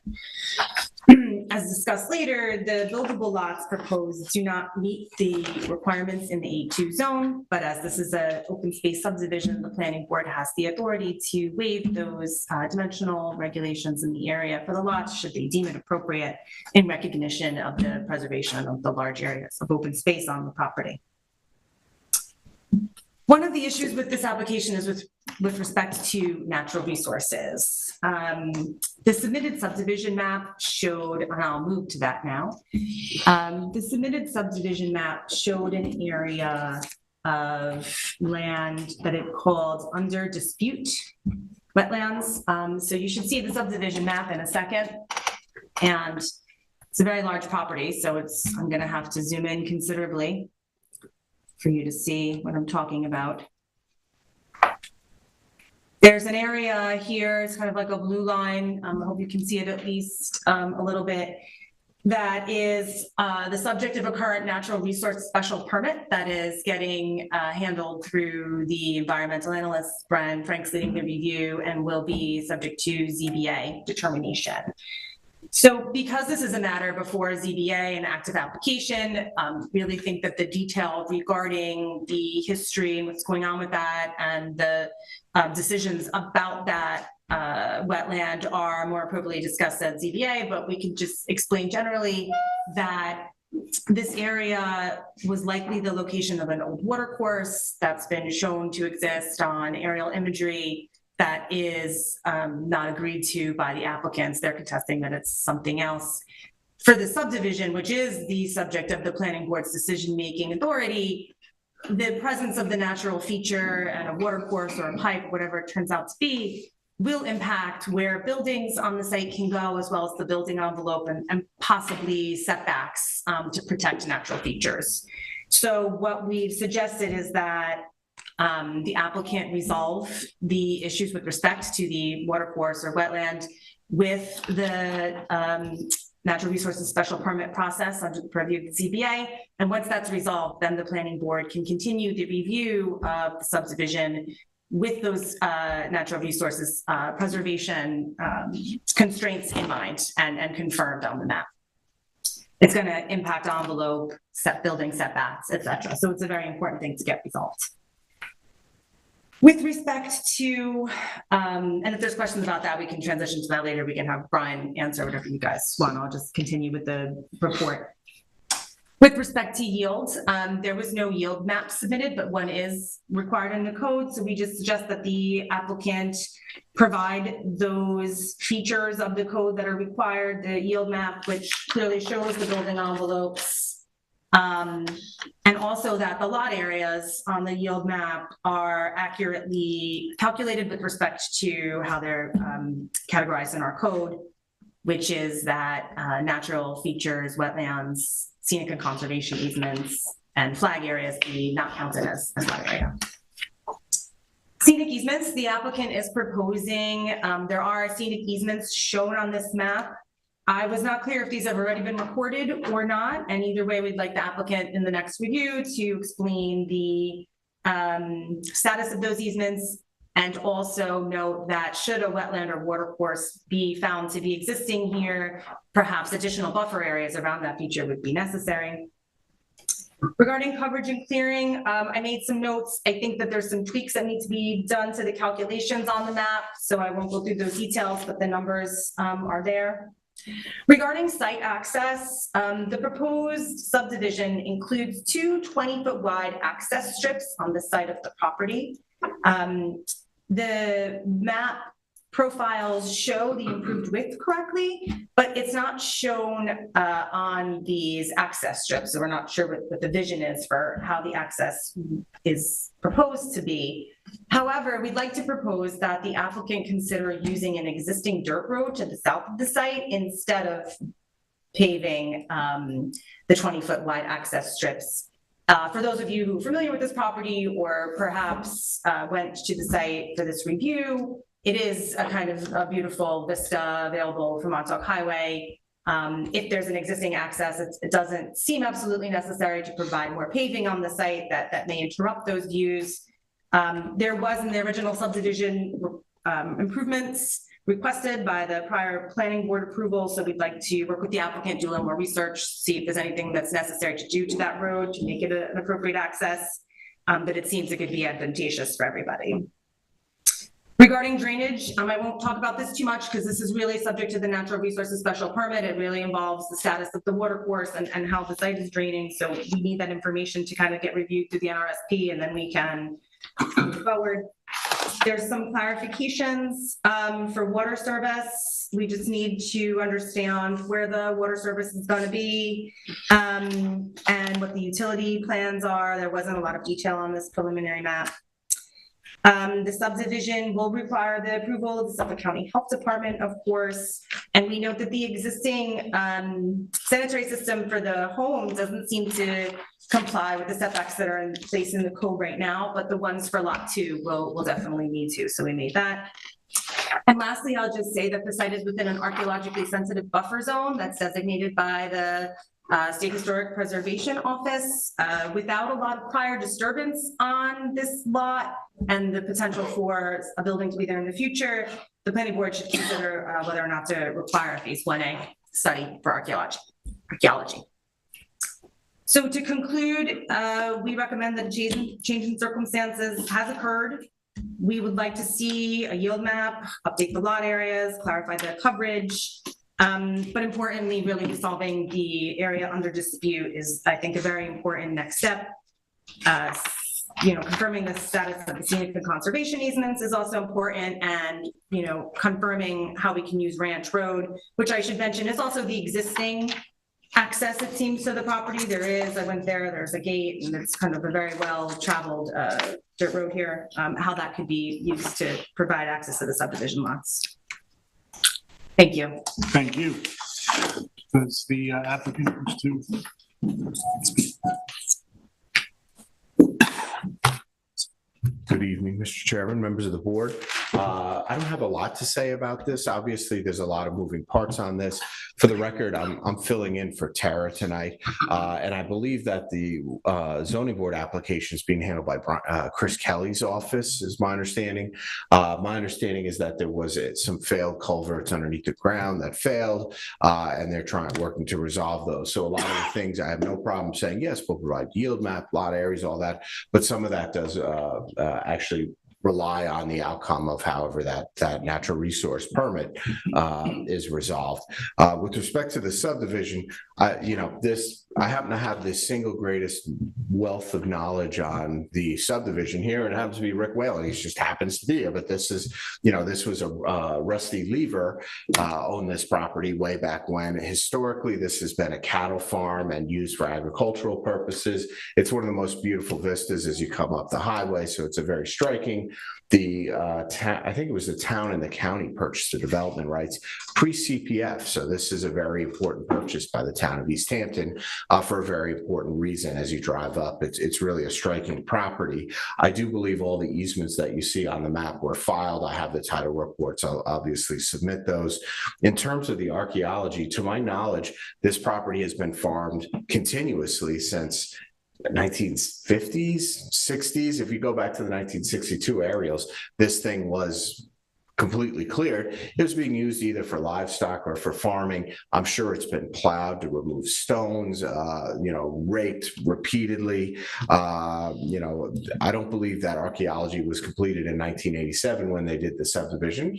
Pretty much you're under the same regulations, but I do think that doing archaeology now might be a waste of time. There's also been, when that pipe failed, there's been a huge amount of disturbance to the site just from the soil and the waterlogged areas. So, if I had a preference, I would say, yes, we'd prefer not to do a phase one or archaeology, just because it doesn't seem like it's the type of property that would be put to that type of scrutiny, because there would be very little chance that you would find anything. I'm sure Ian probably knows what they would have done on this property in the past, but usually they dig small shovel pits. I'm sure that whole area has been disturbed right down to the horizon to remove rocks.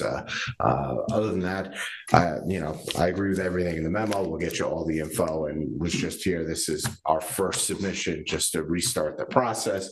I don't know why this was never followed through. However, my understanding is Rusty Lever, after he got the subdivision, didn't complete any of the road drainage plans, etc. When my client did purchase this, and it was purchased from, there was an intervening owner that owned this property and used it for his residence at one point, but had no intention of following it through. However, the tax map book did show the two lots still in existence, so there was deeding, etc. It just wasn't completed. So we're here today to kind of recreate the vision that was a bargain for element of this thing.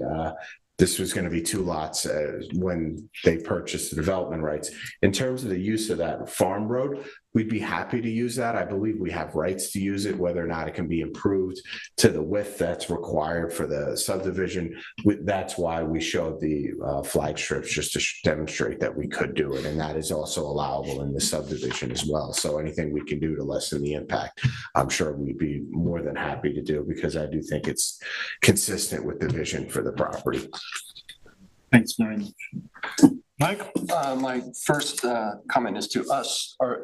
Do we agree that this is a change in circumstances? Does this board say, yes, this is a change in circumstances? The planning department feels it is. It's a threshold question, and it's kind of a thing. Seems to be. I think so. And changing zoning. So. Well, if we found it wasn't, that would mean they just have to implement the old subdivision. So that would be essentially plan B.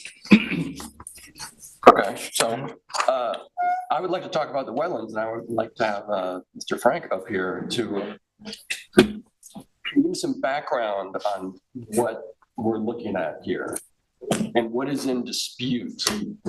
very helpful. Sure. Good evening again, everybody. Brian Frank, Chief Environmental Analyst for the town of East Hampton. I'm going to switch views here to an aerial view of the, at least a portion of the property. So, as you know, I've been responsible for conducting almost all of the wetland delineations, or a significant number of the wetland delineations in the town for pretty much since I started working for the town in 1994. This area, this is a zoomed in view of the southern portion of the property. No surprise to anybody. This is one of our wettest areas in town. Amsterdam State Park is located to the west. I was involved in the delineation of all of the wetlands on that 122 or 126 acres when it was a. Oh, I'm not sharing. I apologize. Thank you. No. Just gone on and on. There you go. So this is the southern portion of the property. And there are extensive wetlands in the southern portion of the property that I don't believe there are any questions or discrepancies about. When we visited the property most recently, we had a wetland flagging request in, I believe it was late 2020. This feature, which shows up on the aerials in almost all of the town's historic aerials, I could bring any of them up. This is just, this is 1978. No, I don't want multiple images. But anyway, I'm gonna stick with one of the wetter images, and this is one of the wetter images. We had marked this not as a wetland, but as a watercourse, and the town code has a definition of a watercourse. I could read you the part that's pertinent. I think it's pretty black and white that this qualifies as a watercourse. Was a little surprising when this was disputed. With respect to Andy's comment, the source of the water here is probably attributed to a lot more than a failed culvert. Apparently there is, so we've had some subsequent meetings with both Mr. Kelly and Drew Bennett, their designing engineer. This is a discharge point of what amounts to a network of drainage in the northern portion of the property that apparently was never really documented in the earliest subdivision. There are storm drains in the surface of the pasture. Some of them are marked by boulders so that cattle don't step on them. That's what was conveyed to us. And that network kind of collects in almost like a pitchfork shape to this area. It discharges, it comes up from a hole in this ground, flows over the surface of the ground and into the wetlands. We would object to obviously manipulating a natural wetland.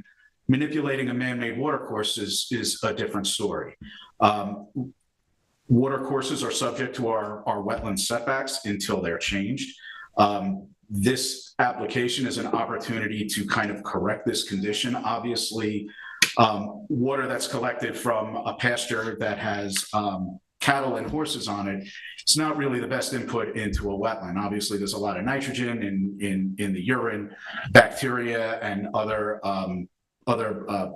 potential pathogens and pollutants in the feces. And getting this drainage corrected arguably should have been done at the first round of the subdivision.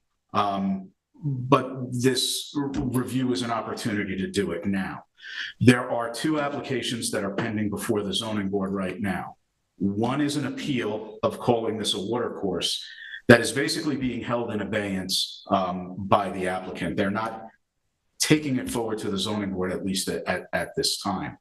In our meetings with them, we had indicated that we would support a correction of this condition, basically looking for a way to get vertical dissipation of this water and really reducing, if not eliminating, this overland flow into a very significant wetland. This is an area of known for special concern species, high biodiversity. This swamp is spectacular, if you like that kind of thing. And it is spectacular. Even if you don't like that kind of thing, it's spectacular. I don't know anybody who would say that it's not. It is a magnificent, It is a magnificent Tupelo swamp, very high diversity, class 1 by the DEC. Again, rare species, worthy of a high level of conservation. If these easements have been filed since 1987, they have not been respected. They have been cleared, you know, for the duration. And I'm sure both the planning board and the zoning board will look to correct that in this review process. So I'm sorry, I got a little sidetracked by, you know, going off on the wetland. One application is an appeal of the determination of the water course. The other application is a natural resources special permit to address the drainage condition there. That application is incomplete. We've requested additional information from the applicant, not the least of which being better documentation of what's there.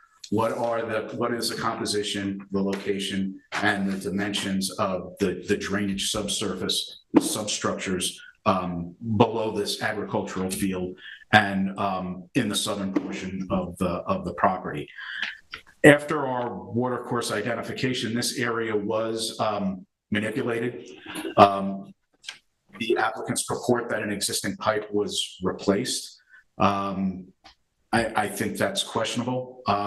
I don't know how worthwhile it is to kind of debate that at this time, but addressing this drainage condition is the nature of the second application that's pending before the zoning board. So the source of this water is not a spring, right? Is that what you're saying? It's from further north. To the best of my understanding, it is a result of a network of drainage pipes that discharge in this area. Subterranean drainage pipe? Correct. Okay. It seems like ultimately this is pretty important stuff, but really zoning board, you know, I mean, if they're the agency that's gonna, it's good for us to note it, but I'm not sure what we can do with the information until those two applications are resolved. Well, it seems so much depends on, Yeah, no, I just want to echo, we wanted Brian to be here to explain it, and there's nothing really we can do, I think, in this forum until the zoning board. I just don't want to get too far down a rabbit hole. Because I think we need to wait to see what comes of that. And obviously it'll affect our work here. We can't do a subdivision if we don't have the. The applicant probably space. agrees with that, right? Well, can we go back a little bit to so I remember this subdivision, and what we're hearing is that the subdivision was approved by the planning board in '87. Some of the easements may have been recorded, which is important because you can't modify easements easily. In fact, it takes a public referendum under certain circumstances. So I guess my question is, why are we revisiting this? What's the downside to implementing the 1987 subdivision? What would be the downside to going that route instead of re-subdividing it? Respectfully, I think you'd be going back to a map that lacks a lot of accuracy. These buildings here are different. Yeah. This house wasn't here. You've got subsurface structures that were never properly documented, including one that arguably is in the middle of a building envelope that was created. And there's a change of zoning, right, from A5 to A2, correct? Right. In the southern portion of the property, yes. Yeah.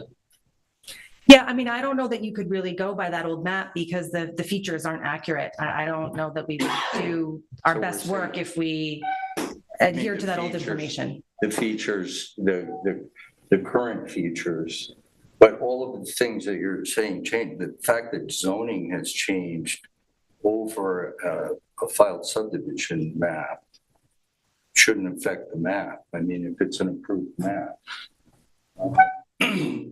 In either case, they didn't have the yield, then they still don't if they calculate the lot areas, but it's still a change of context.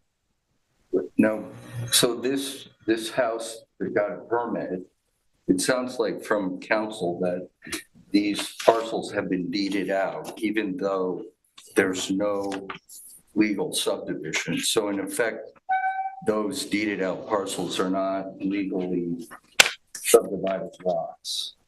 But a building permit was given for a house on a non-legal subdivision lot and the house was built. This is where we are now, right?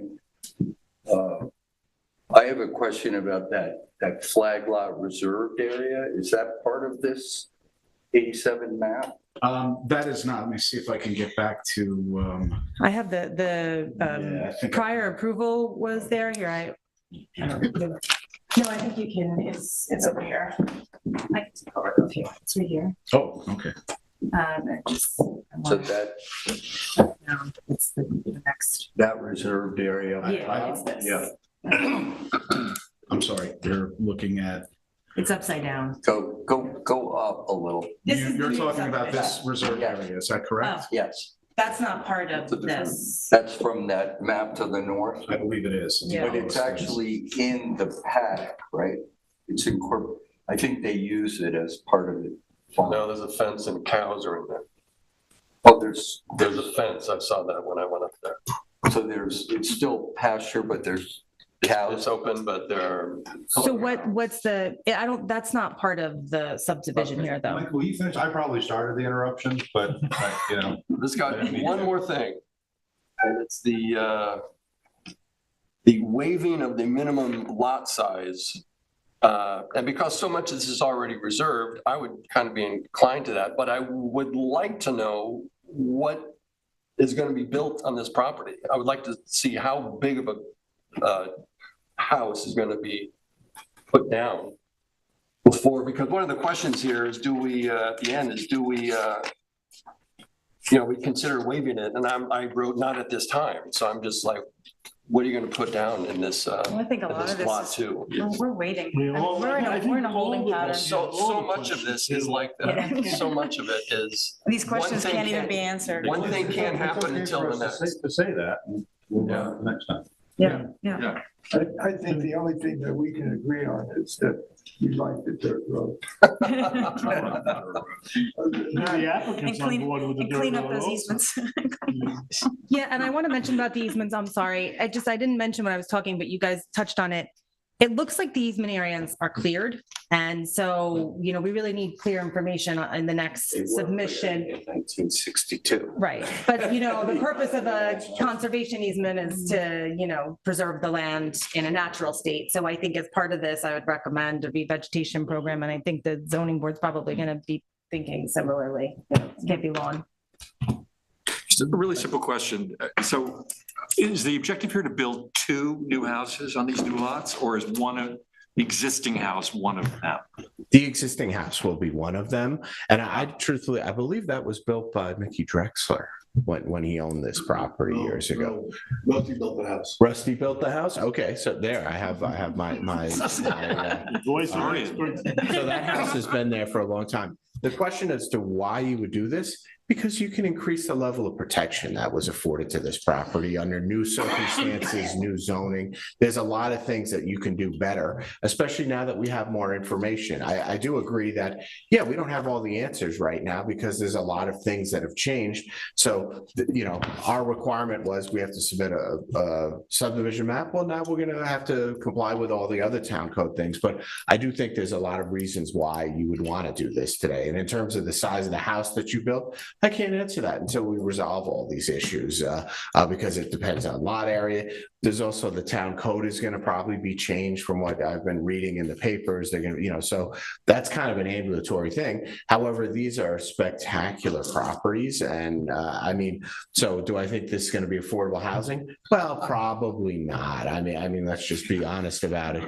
But in terms of recreating the subdivision, it should be done according to today's code, today's standards, and today's understanding of natural features and how that's all going to be. And I think you're going to get a better result. The reason this was 2 lots, why the zoning was changed, is because that was kind of part of the bargain for consideration when they sold all the development rights. The landowner and the town, I believe, cooperated in that, said, okay, we'll give you 2 lots at here, we'll give you A2 zone. And so that was kind of what was bargained for initially. I also think that other reserved area focused on, I think that was part of the subdivision to the north. And they put the reserved areas, cheek to jowl, so to speak. At one point, I seem to remember Rusty was using that area illegally, and it might even have been a bit of a kerfuffle. However, that subdivision, I believe, provides the people that own those houses with the right to graze cattle, et cetera. And maybe they allow the current owner of it to graze some cattle on it because it's kind of part of the aesthetic and the historical use of the property. But I don't think it's attached to this lot. But effectively, to the outside world, the two reserves. If you're a cow, it looks pretty much the same. Yeah, one voice. No, but I mean, any non-bovine who might look at that would say this is one single. It's kind of used in concert. It has the same fabric of use, and it kind of was done to preserve that historical integrity of the area. I wonder if that drainage system underground includes that reserve too. I can't imagine it wouldn't, to be honest. I think the drainage system we're talking about, I don't know when it dates to, but it has to date to when they first started using this for agricultural and grazing thing. The other thing is the easements that we're talking about, the conservation easements, I believe they are filed. I have to review it, but they weren't inconsistent with the subdivision as it was. And as a matter of fact, I'd expect that whatever we do today is going to expand on them, not contract any of them. So it's going to be a higher level of protection is what you will get at the end of this process. So is that a Dickinson drainage system, you think? It's possibly Dickinson. And so at this point, Michael, would you say we should hold off until the ZBA makes its determination? It seems like that. Yeah, I mean, I just want to say a few things, just forgot. I do think there's a change of circumstance for sure. I think it's a good idea for us to look at this because of all the reasons you said in the planning department is alluded to. Michael, in terms of waiving the lot sizes, they're asking for smaller sizes, which would restrict the size of the houses. And we often do that with open space subdivisions because it creates a bigger reserve. So it's not like, we're not asking for more. You might find out you get more preserved land. So it's common in like open space. I mean, I'm not implying that you don't know this, but just I would be inclined to go for that because your reserved area is actually larger than required, and that makes the lot, the lot size is smaller, which would be smaller out too. That's not really a reserved area though. That was the development rights purchased. You're talking about that piece? Lot 2. Well, there could be additional areas that are identified as being subject to conservation in this area. So the lots might get smaller, but it would be, but the net benefit would be the lot size are reduced. The house size could be reduced in that fashion. Yeah, so they're not creating extra lots out of it is the point. Yes. No, but that's the subdivision or a reserved area would have to be where those two lots are. Because this town bought the rights on that lot 3. There are no, that's not part of the subdivision. That's not part of the subdivision. I get what you're saying. Or maybe Tina could I don't think explain. I understand what you're saying. So are you saying, because right now this is all one parcel. One lot. Lot 3, lot 1 and lot 2, it's all one. They've already conserved the agricultural reserve. Right, so. It wasn't a set aside, though. It wasn't a subdivision reserved for a cluster map. It was a purchase of development rights. So they. Over the whole of the property? Of that whole side. This, up to here. The town paid to buy all the development rights. But as to the part that we're talking about, no, there's no restriction. Correct, that's my understanding. No, but that can't become the reserved area for the subdivision of those two lots. See, in other words, if you're going to do a cluster map, you need a new reserved area using land in lot 1 and 2. I don't believe that's the way I think we should talk about that. Yeah, That's not the way that wasn't the way I interpreted it. I think it's important to note that. So, I think we should take that away and I'll work with Nancy and we should talk. Sure. Because the way I interpreted was that the reserve of the 16 acres did count. And that was kind of the planning department's consensus, not just mine. Yeah. So, well, no, but valid, very important point. So I certainly don't want to discount it, but it was also a comment that I had, like, how are we gonna consider this? So let us take it back and look at the code a little bit more. And then we have time for the next iteration here, and we'll have. You know, in an open space subdivision, you would get a certain number of lots, and then you would set up a reserved area as part of the conditions of the subdivision. You wouldn't get paid for it. In this case, they got paid before they subdivided. Yeah, I definitely get the point. Yeah. What you're looking at. Okay. Yeah, it's an unusual circumstance. Well, the last things I wanted to say is I think the easements we do, I mean, you brought up a really good point about that. We do have to figure out if they're filed because they've got to be honored and, you know, they can't be reduced. And then lastly, I think obviously we'll figure out how the ZBA goes with the water course or not water course. So until then. Yep. Until then, the cows can continue to graze. Water underneath will stay there. Okay, yes, continue to flow, thank you. Maybe it doesn't have to be an open space. Yeah, we will, yeah. I think it does. Also, it's so difficult because one thing is happening. Yeah, it's a lot of moving That parts. doesn't happen. The Ryan, next thing thank you can't so happen. much for. Ryan, yes, thank you for Yes, sticking thank you. around and giving us a course on water course. Thank you. Rusty. He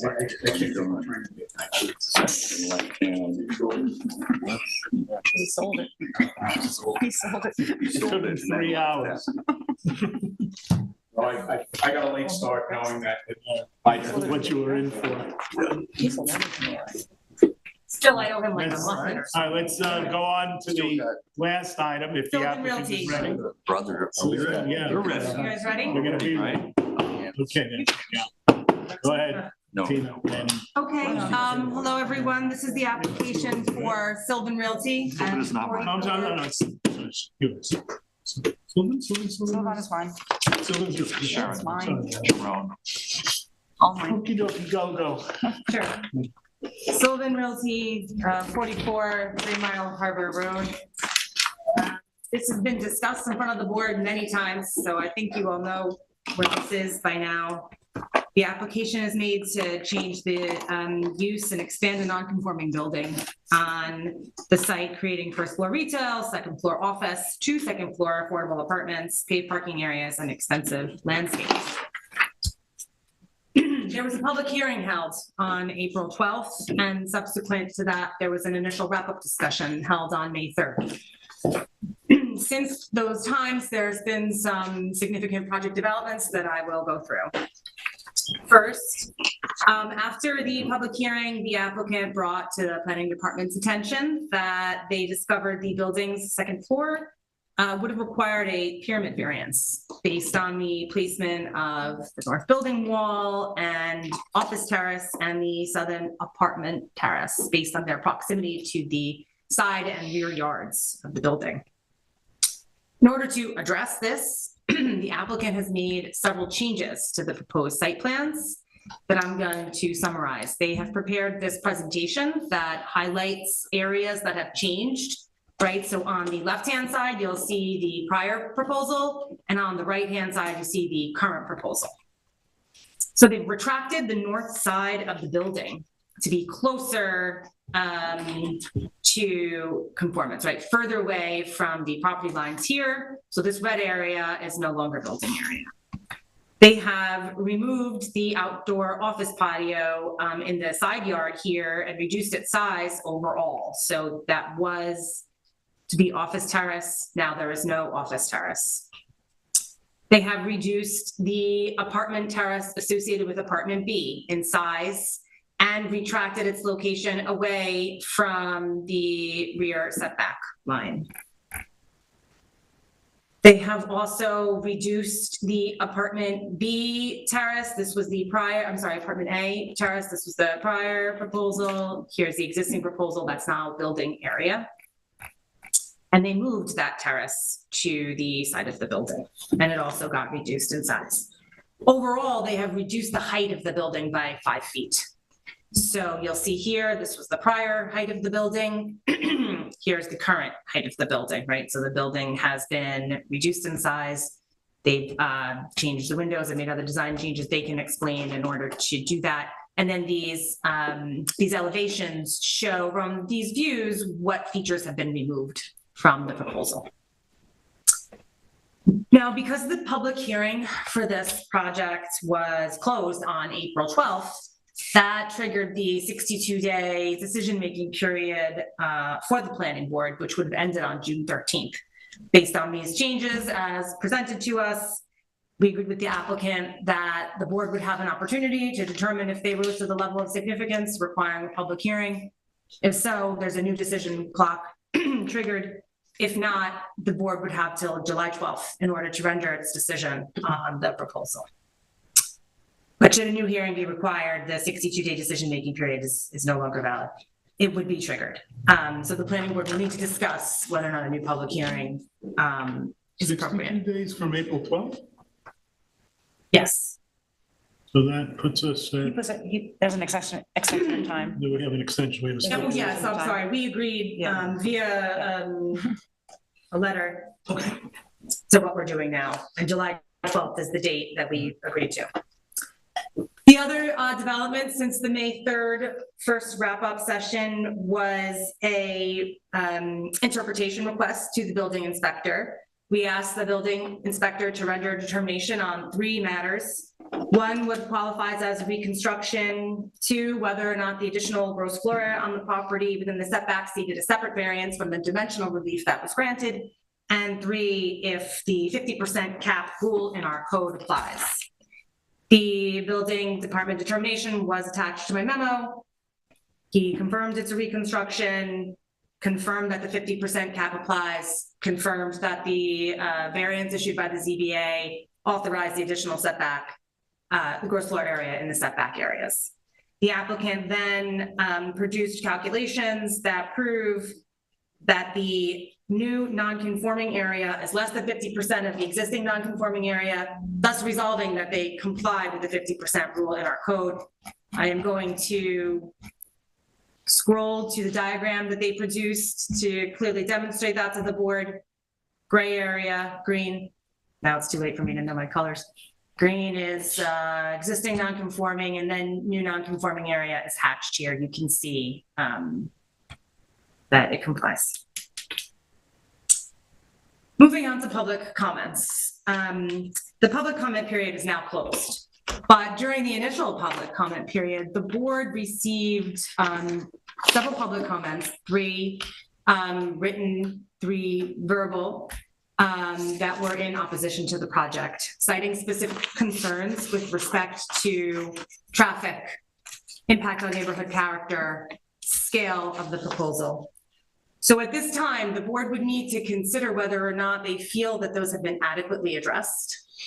I do want to mention that we also have a letter in the file from the town's consultant on the Springs Corridor study, recommending that a traffic study be prepared for this development and citing the potential large trip generation that would be associated with a market use in this area.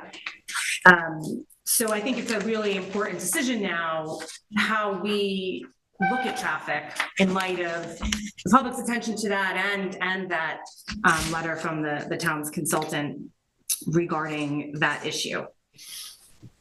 The other issues here are really that the full site plan wasn't submitted, so the project has changed since you all looked at the site plan. We would need to get that. I mean, that could be submitted. We want to make sure we had a chance to look at that and that everything was in order, that the site plan matches the revisions, that the gross floor area and everything is updated. I know the applicant has said it hasn't changed, but I think it's important that we have an opportunity to really make sure that that gets looked at carefully. So in conclusion, I think it's very critical at this time the board determine whether the project changes rise to the level of a new public hearing. I would also reference that this was the subject of a ZBA determination that we did discuss at the first wrap-up session. The ZBA determination no longer really matches what the project is. It's changed. The ZBA looked at a very different project than is here. So the applicant also has to go back to ZBA to make sure that the proposal aligns with the ZBA determination issue for the project. It's important. So we're suggesting that a modification be secured.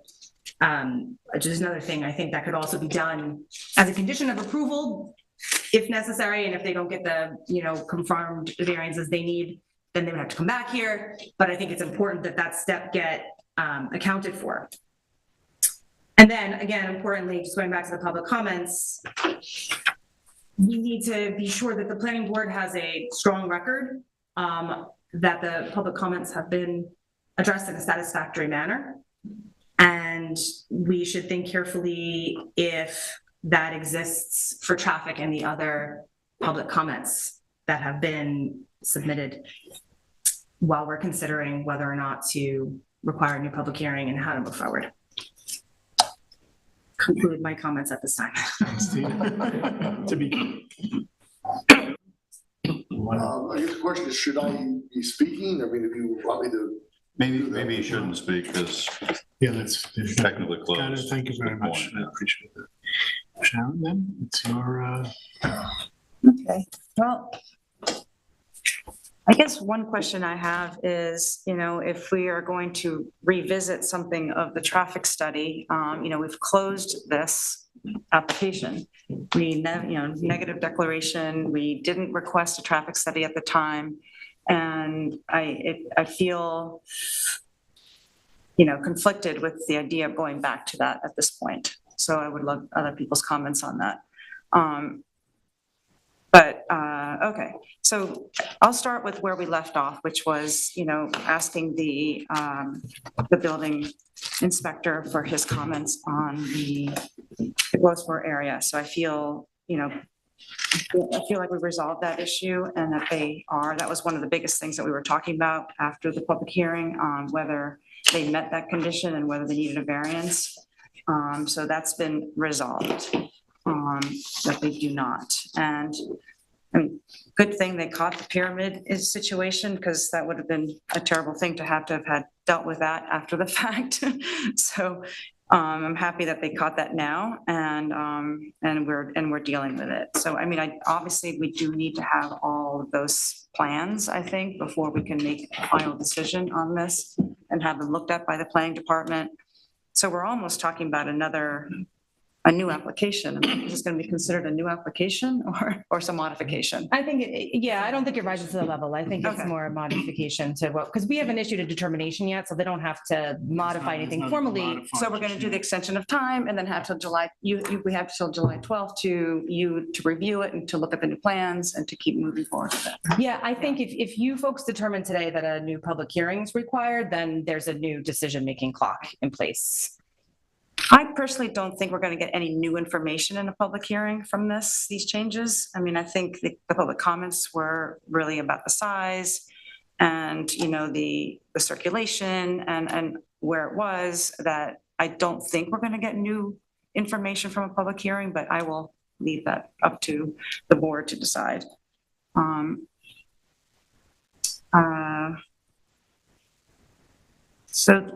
Yes, public comment. I mean, I think reducing the height is going to actually help in terms of its look on the property. Bringing it down 5 feet is going to help a lot with its mass.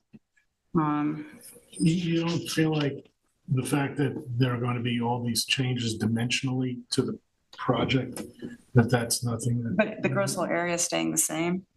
So that as far as the public is concerned. Yeah, the Glossport area is staying the same. It's just that they're chopping off a little corner here and adding it over here. And I mean, that's my feeling. I mean, I don't think we're going to get a lot of new comments. But I'm game for a public hearing. Just an opinion. So they've eliminated the need to get pyramid variances, which is a good thing, by doing all those little changes. So the only other thing I just want to talk about a little bit is what was being tossed around at the last meeting was the affordable apartments and whether they were actually a gain in this project which, which adds to the glowed for area. And I got the feeling that people thought there was a negative gain because of the size of this building. And I really was thinking about that. And I was like, but there's only one retail space. And that retail space used to have a restaurant and a nightclub. But I'm not really sure if we're increasing the amount of employees that are going to be working in this one retail store. So I still think that the affordable apartments are an important part of this project. And yeah, I have more to say probably, but let's hear what the board has to say. You know what I'd like to do? We have really two issues that we have to come to an agreement on. First is we think there should be a traffic study at this stage of the game. And second of all, whether or not these changes warrant a public hearing, a new public hearing, so that, which will, I guess, basically set the path for how the planning department addresses this application. So with that in mind, we'll start with you. I think it's worth hearing from everybody on this.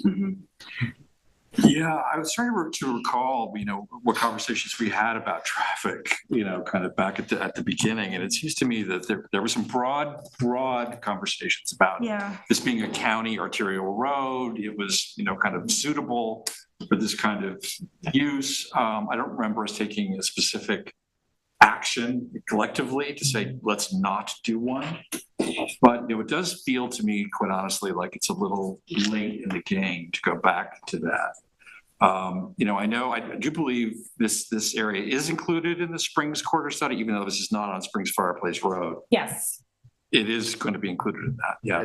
It's south enough. It's on 3 Mile Harbor that it kind of like loops back up, right? Yeah. Yep. The discussion was more the entry and the exit and how that would affect traffic. It wasn't really about doing a traffic study. No, it wasn't. But that's exactly right. It was really more about where we go in, where traffic would exit, not about volumes. There was also a discussion of trucks and the impact there was of truck traffic.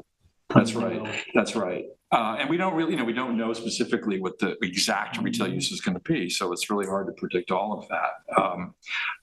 I don't feel strongly that we need to initiate a traffic study at this point, quite honestly.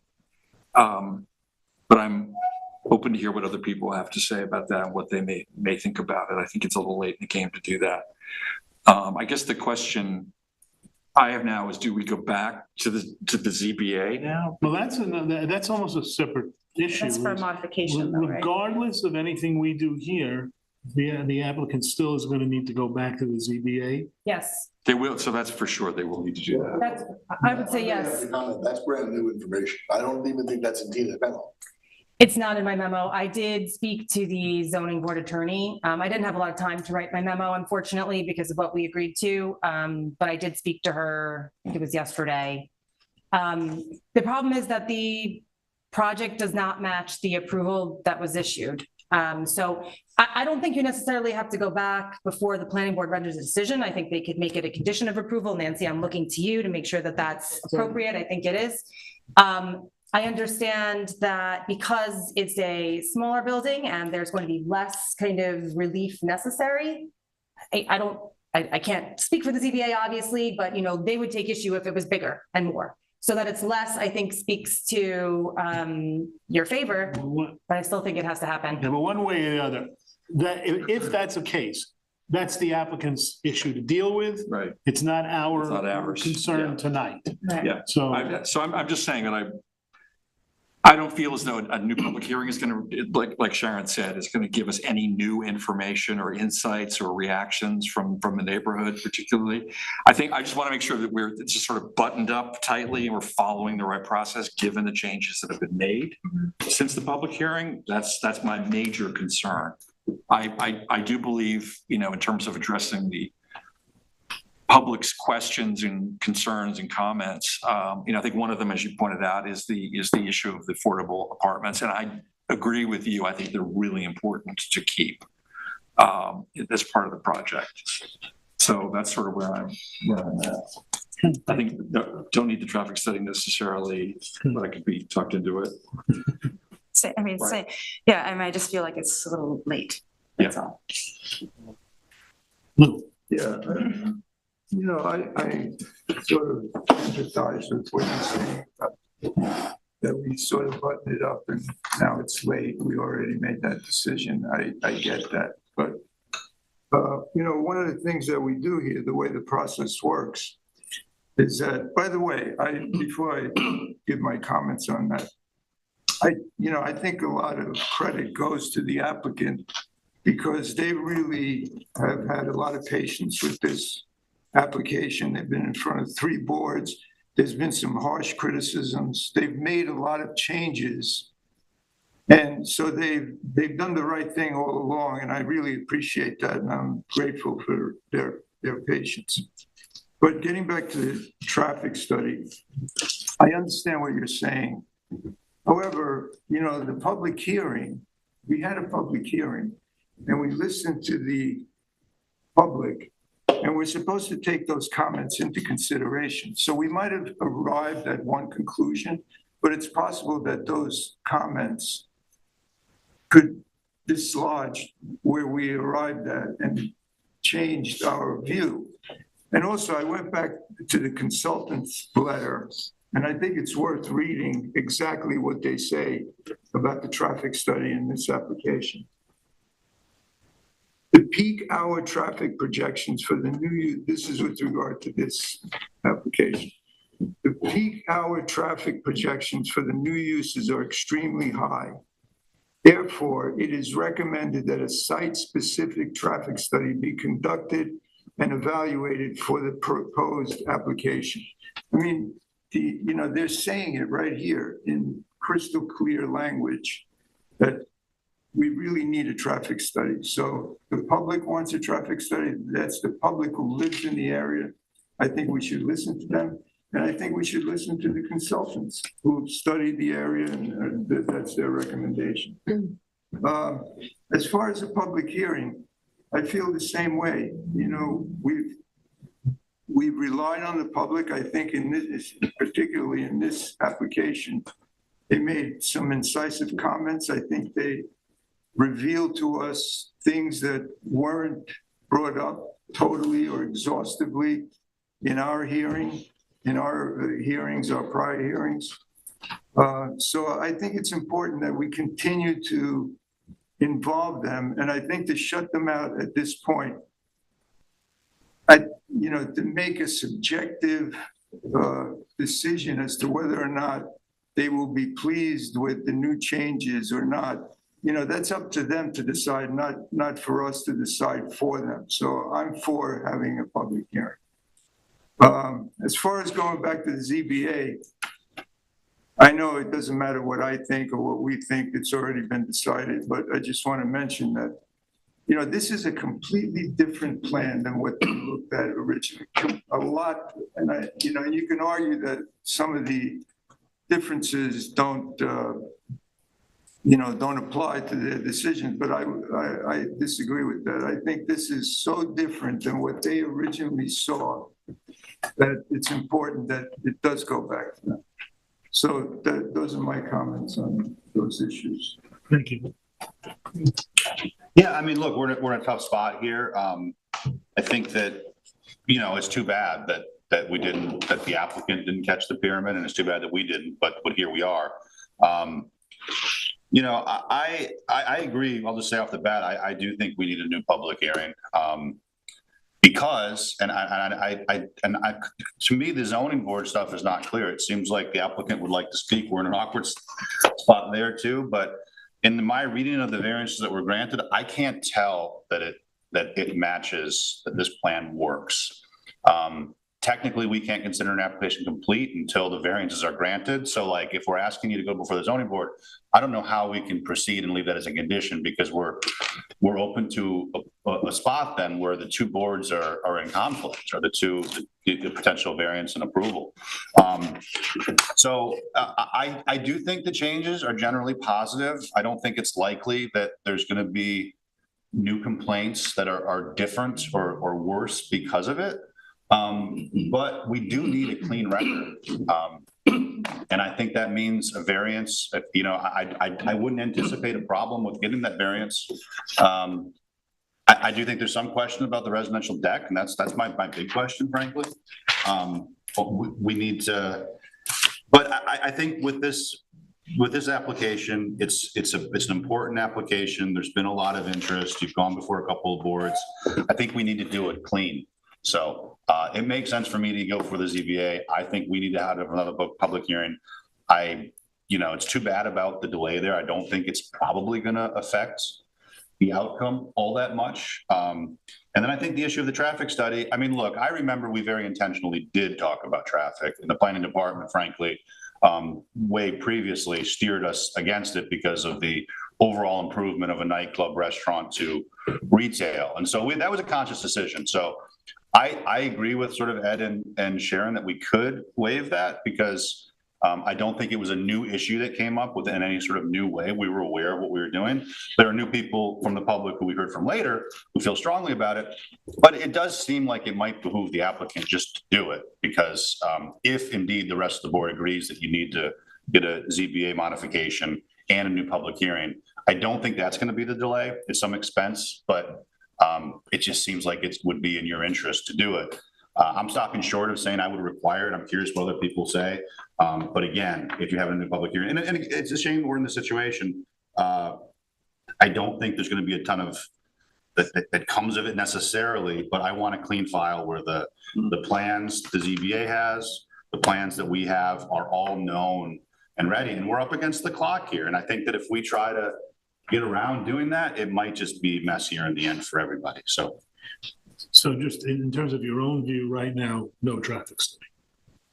Because I'm keeping score, which is something I very rarely do. But there are two, actually I never do, but there are two moving parts here. And I want to make sure that I've got everybody, just so that we all, since I am keeping score, we have so far one yes on the traffic study and two no on the traffic study. And we have two yes on the public hearing and two no on the public hearing. So I'm right in the middle on it, but I think that I think what I'm saying out loud to so the applicant can hear well, whether we require it or not, because we're having another public hearing. If more things come to light, we still have within our right to require one. So like, why delay it? It's not a small project where that expense is going to be such a thing. I don't think that the traffic study is going to uncover anything that's prohibitive for the project, frankly. I just don't know. If we didn't require a public hearing, I would probably be okay with waiving the traffic study, because that might be the thing that holds it up. I don't think that's a situation that I would favor us being in. So I'm not taking a strong stance on it. It just sure seems like a good idea at this point, because otherwise that might be the thing that delays it after the next public hearing. So I think it was an abstain. Sure. So I'm no on a public hearing. I think we learned a lot from the first public hearing.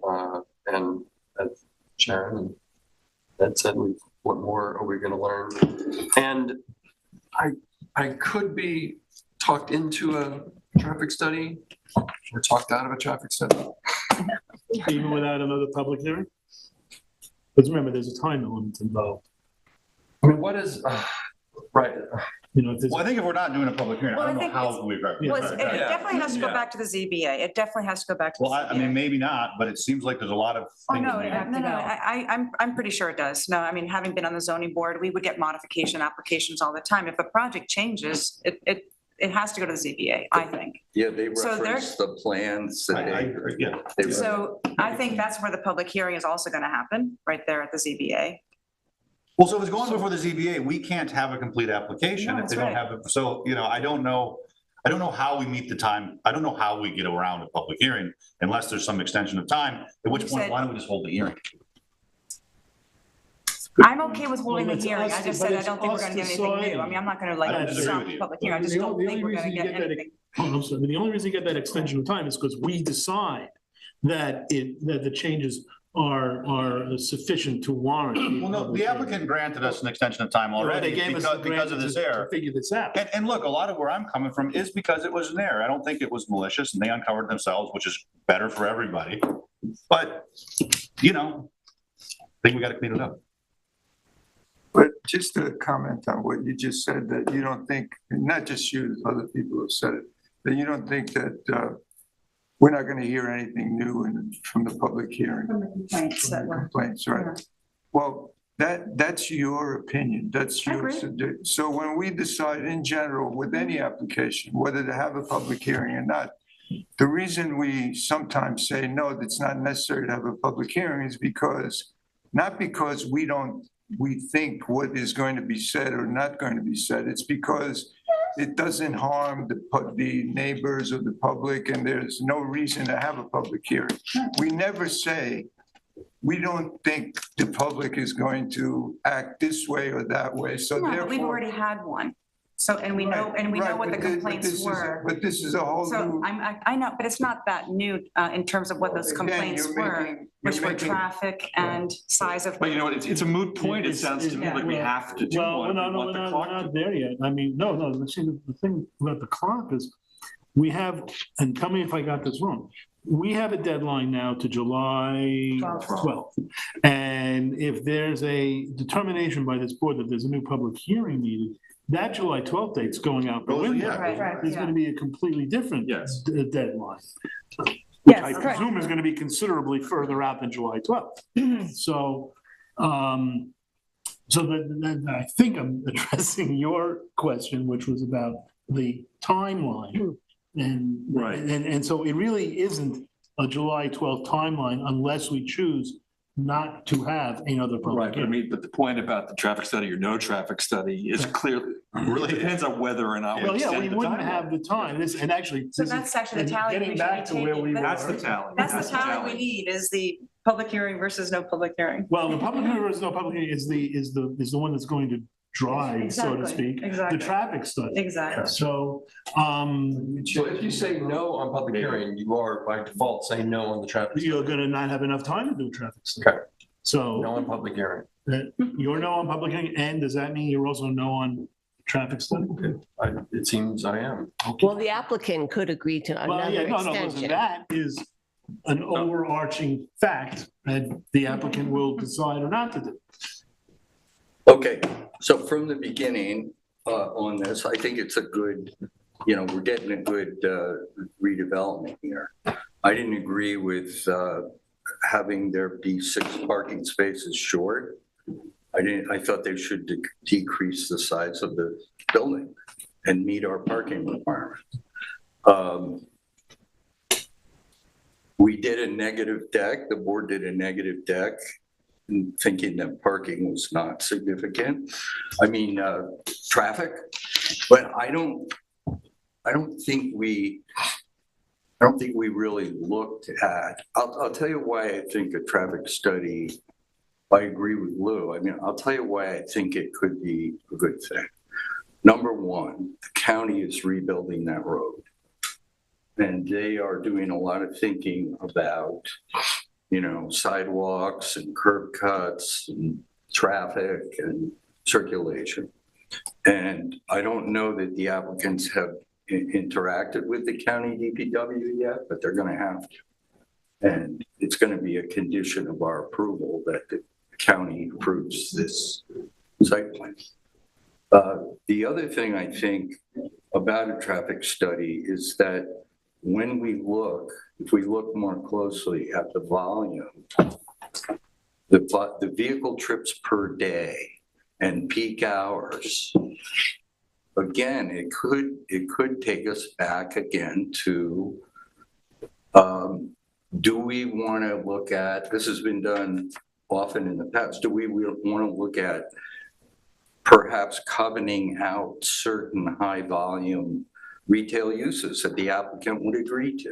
If there's a very high traffic volume use allowed in the code that the applicant isn't interested in, maybe they would agree that they won't have, a multiplex there, or whatever it is that. So I don't see the downside. I know that it's a delay, but I think us doing more work on the traffic, I think we kind of moved past the negative deck, maybe a little. I think Ian's right. There's a little bit of a honeymoon period where everybody's so glad to get rid of this nightclub and now we're kind of in a different place. I think looking at traffic we've, 3 Mile Harbor Road, that intersection, the consultant's recommending it. It may affect, it could even affect the zoning board's position on the parking space. To be clear, I don't think they were acting as the consultant, though. I think we should make that clear. I think that was a personal letter, I believe. Where did? I don't know. Where'd that come from? No, this is a consultant's letter to the planning board. Consultant? It's referenced in your report. They're hired. Can I see it? They were hired to do It's a town that. board retained consultant. The spring. And they wrote a letter to Sam, and they asked that it be distributed to all of us, Yeah, which it was. It was emailed to us. I don't think they did that as an acting consultant. I don't think they could otherwise. It's not do on, it. it's not written on behalf of the town. They That's don't. what I mean. Yeah, I agree with you. It's not Which it doesn't make It's it not a obsolete. retained expert, in other words? They are our retained experts on the spring Yeah, no, no. corridor study. Yeah. So they have expertise about this area. So one might say that they're acting ultra virus, beyond their authority. Sam, within their commission of looking at this corridor study, they, in the letter, they list each business, each establishment that will affect this study substantially. They specifically list this particular parcel? and they say the peak hour traffic projections for the new uses are extremely high. And therefore, they recommend a traffic study. This They don't is, know what the uses are yet. They don't even know the uses. Well, we know it's. But anyway, I'm not against a traffic study. I'm not against a traffic study. Well, I your would issue more- is that we already did it. Exactly. And tell me if I have this wrong, that the applicant relied on that. Yes. Yeah. So my issue is not doing the traffic study. Is it appropriate at this time? Well, do we even have consensus about the public hearing yet? Well, no, wait, no, I'm waiting for Randy to. Yes, I think we have to go back. I've heard the arguments from some zoning board people that, members that were there at the time this decision was made, that they referenced specific plans. If those plans changed, it has to go back to them. It definitely So has. you're yes on public hearing? Yes, I think And you're yes on traffic study? And I'll say that this process has really resulted in a much better project. And I know it's a long haul. But I think we're going to get an even better project if we take a little longer. All right, so just so I'm clear, you're yes on traffic study, and you're yes on public hearing. And just again, for those keeping score, it is 3 yes on the public hearing, 3 no on the public hearing, 2 yes on the traffic study, 3 no on the traffic study, 1 abstention on the traffic study. I say that we need to do the public hearing because the public gets an application from us. It's going to be a certain way, whether it's bigger, smaller, whatever. This is what is presented to the public to come in and comment on. And I'm very glad that the applicant is the one who figured this out. And I'm very glad that the applicant said, we're going to have to make these changes. And whatever happens in the ZBA happens in the ZBA. But the project that was presented to the public and on the basis of which the public comment was solicited and given is different. It's changed. And I don't think that we can avoid that fact. I think that I understand that there are not fewer, but it's a smaller project. It's less of a project. And logic would dictate, or theoretical logic would dictate that means that there won't be as many people against it. And we may even get people who like it. It's not even against it. It's more just the information that you're getting. But I'm fine with it. And I've always been, in these, I've had more than one time in this board where I and maybe one other member have voted for public hearings because I just think that that's what's necessary to have a meaningful zoning process under secret. We're not the oracle of all knowledge, and the point of this process is to solicit and obtain public hearing. Not the point, but the point is, again, is to get better planning and get, better use of the land and that comports more with what the town wants, but that means public input. As far as the traffic study is concerned, I'm not afraid of the fact that we may have been precipitous in not demanding or requiring a traffic study in the first place. The public can wake us up, I should say, sorry, can wake us up and say, hey, you guys, you blew it. You didn't realize that this is a busy street corner. You didn't realize that there's thousands of cars or whatever it is. And if the public hearing process is going to mean anything, it has to mean that we revisit decisions that we made earlier and maybe got wrong. And we have to be willing to say we got it wrong. Now, that having been said, I'm not so sure we got it wrong. I don't know how different I don't know what we're necessarily going to get from a traffic study on this particular spot. That's why you do it, because you don't know what we're gonna get. No, But we don't know what's really gonna happen. We don't there, so know. there's so much speculation. Look, a traffic study is an expensive endeavor for an applicant, and I recognize that. And the applicant relies on our early decision that we're not going to do it, and they go on and they budget and they move along in the planning process. Could I suggest so right now, an alternative? Can I help to focus by making some comment that hopefully focus your decision making? Say those words. No, I'm not going to say that. You would. I'm not going to be saying that. All right. Because now, just so that we're clear, right at this moment in time, I'm with Ian on this. I don't know.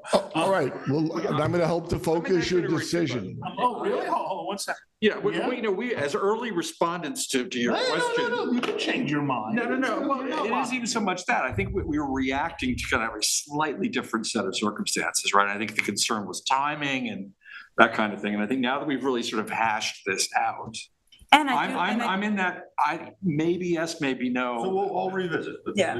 Yeah. But as far as another public hearing is concerned. Yeah. Well, if we're going to let them speak, that's what Yeah. Well, I just wanted to let you know.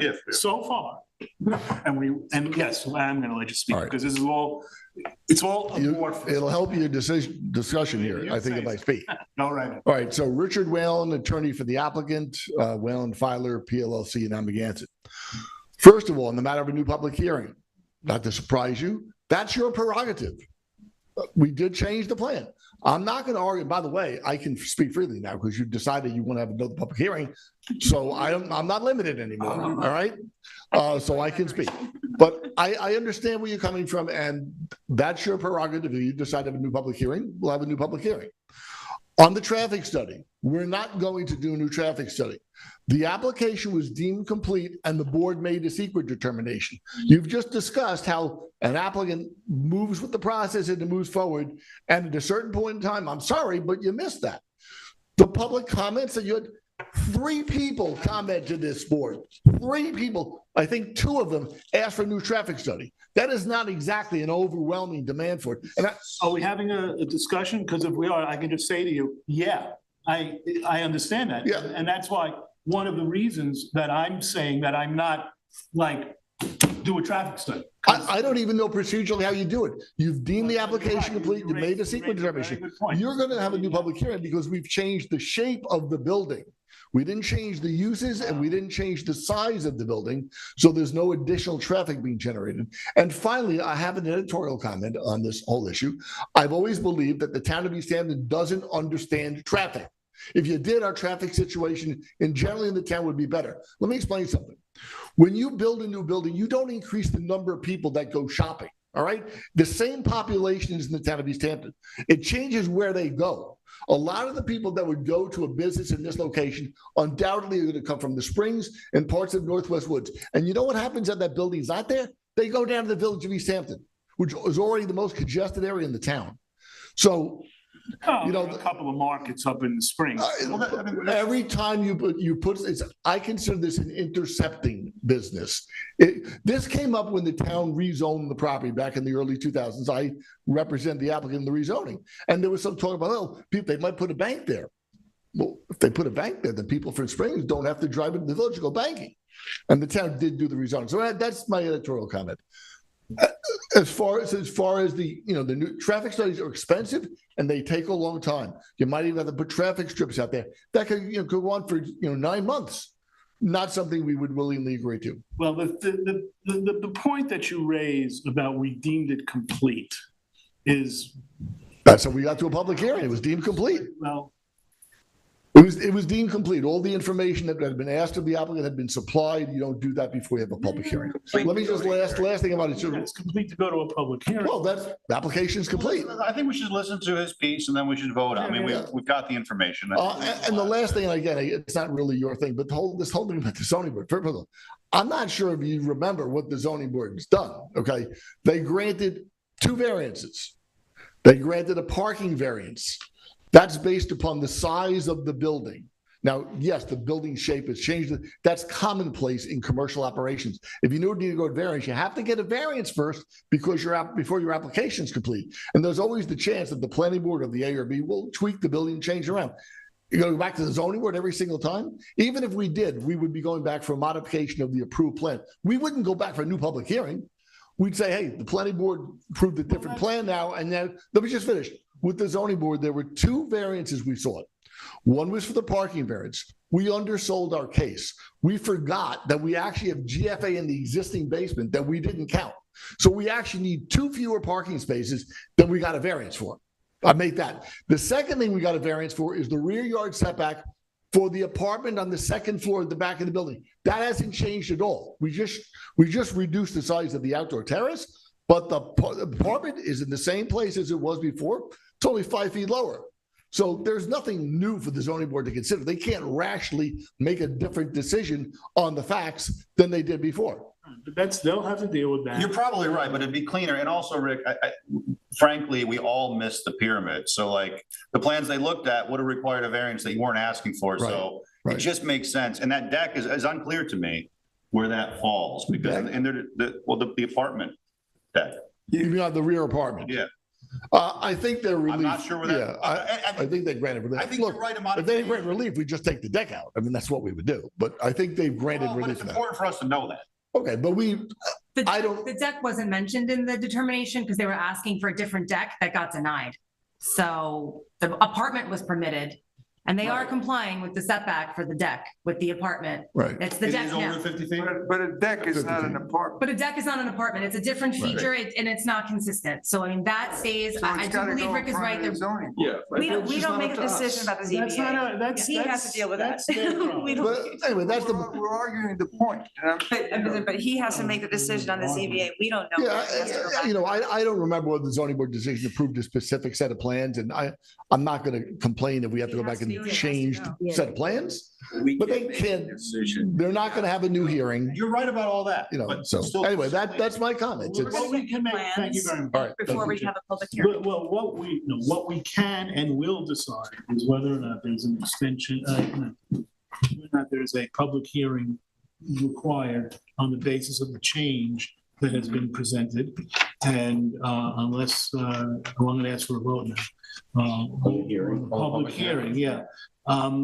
Yes, council, do you think we don't do the traffic study question? Well, there's not much of a nexus on whatever it was, 2 or 3 issues came up at the public hearing.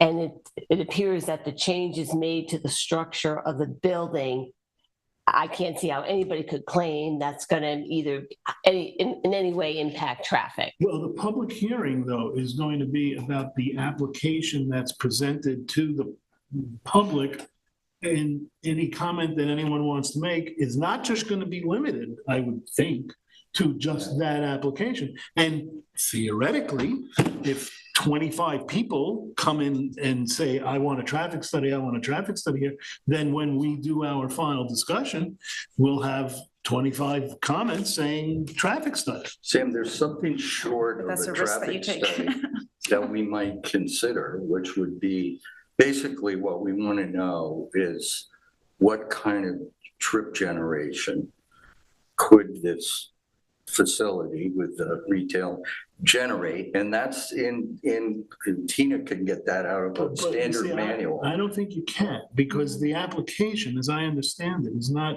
specific as to what sort of. No, but in retail use in that engineering No, thing. it's a bank. Was that is this on the table at all? We have, just so you know, I'll tell you what, we do not know right now what type of tenant will go downstairs. It is possible, and I understand you can't rely on this. I'm not saying you should. It's possible it's going to be an office use. Yeah. One possibility being considered is that the entire building is rented to whether it's a brokerage or something like that. There has been talk about having a food market downstairs. It's a little undersized. The space is not ideal for most marketers, but that is a possibility. But that would probably be your high end, your high traffic volume would be if there was a food market downstairs. And you're probably not going to eliminate that voluntarily. No, we're not going to eliminate that. It's a possibility, but we don't know. And there may not be a retail tenant there. Yeah. But I can't take it off the table. Which is why, one of the reasons why traffic study at this point is almost something that is, what's the point at this point? Well, I think it goes to the size of the building, the mass of the building, the smaller the building. Let's vote on it. the because we can fewer- argue this I later. gotta say, I'm convinced of no traffic study. Yeah, I want to add, I mean, I know you guys are decided, but you should also be considering if the record that we have with respect to traffic adequately responds to the public comments, right? And I realize it's unfortunate we're having this conversation late in the game, but with a retail market on the table as a very high traffic generator, I think that's something we need to be comfortable that we can address when we're making when the decision is being made by the board. I don't think we have Recognizing. that. But I I do think- agree, I I think agree that with right Rick, now we're with having like that people coming from conversation. Springs and not But going you to don't town. have the- Well, I think the interceptor idea, to use your term, Rick, is very valid. Right. I disagree with that because. And the Hamlet study. I'll give you an analogy in disagreement with that interceptor idea. The Montauk Airport, if you open up Montauk Airport to more traffic, or if you deny traffic in Montauk Airport, yeah, the people in Wainscott will be happy because the traffic's going to get intercepted at Montauk. But you ask the people on East Lake Drive whether they'll be happy that it's getting intercepted. Same thing with this retail space. The people who live around the corner, which were the people that came here at the public hearing, were not very happy about this place being opened as a retail use because it's going to increase traffic for them. It might relieve it downtown Montauk. One neighbor spoke of the three people who spoke, only one lived in the neighborhood. You have one neighbor spoke. Zooming out. This is the part where we're gonna have to I vote. think, We need to vote. But I'm sorry, I just want to know, are we on solid ground by having votes on the traffic study and on the public hearing? Definitely the public hearing. Yeah, that I The agree. traffic is a little bit. How about gathering more information about traffic? Never mind making them do a traffic study. How about informing ourselves? What are we supposed to do?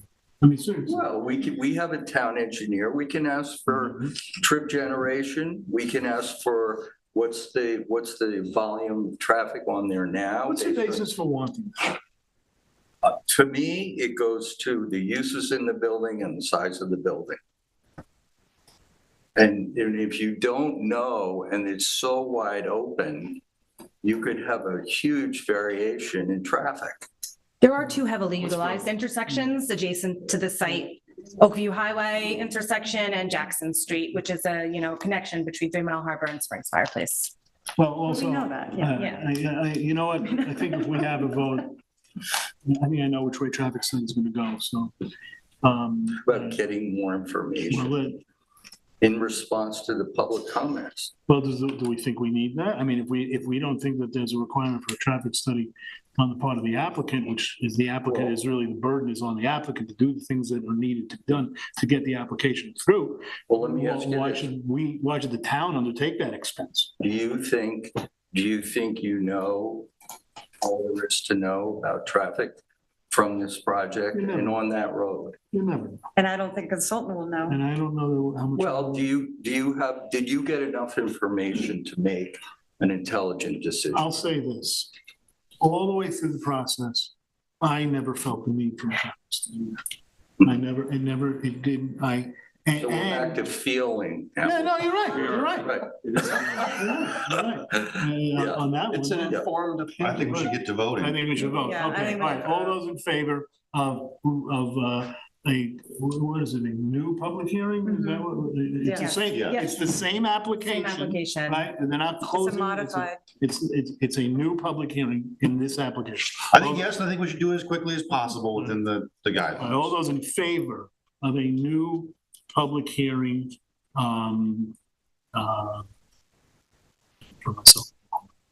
I've changed my mind. I think we should have a public hearing. All those say yes. Yes. Yes. Michael? No. No? Ian? Yes. So is it? Yes, so it's 6-1. 6-1 for a new public hearing. Okay.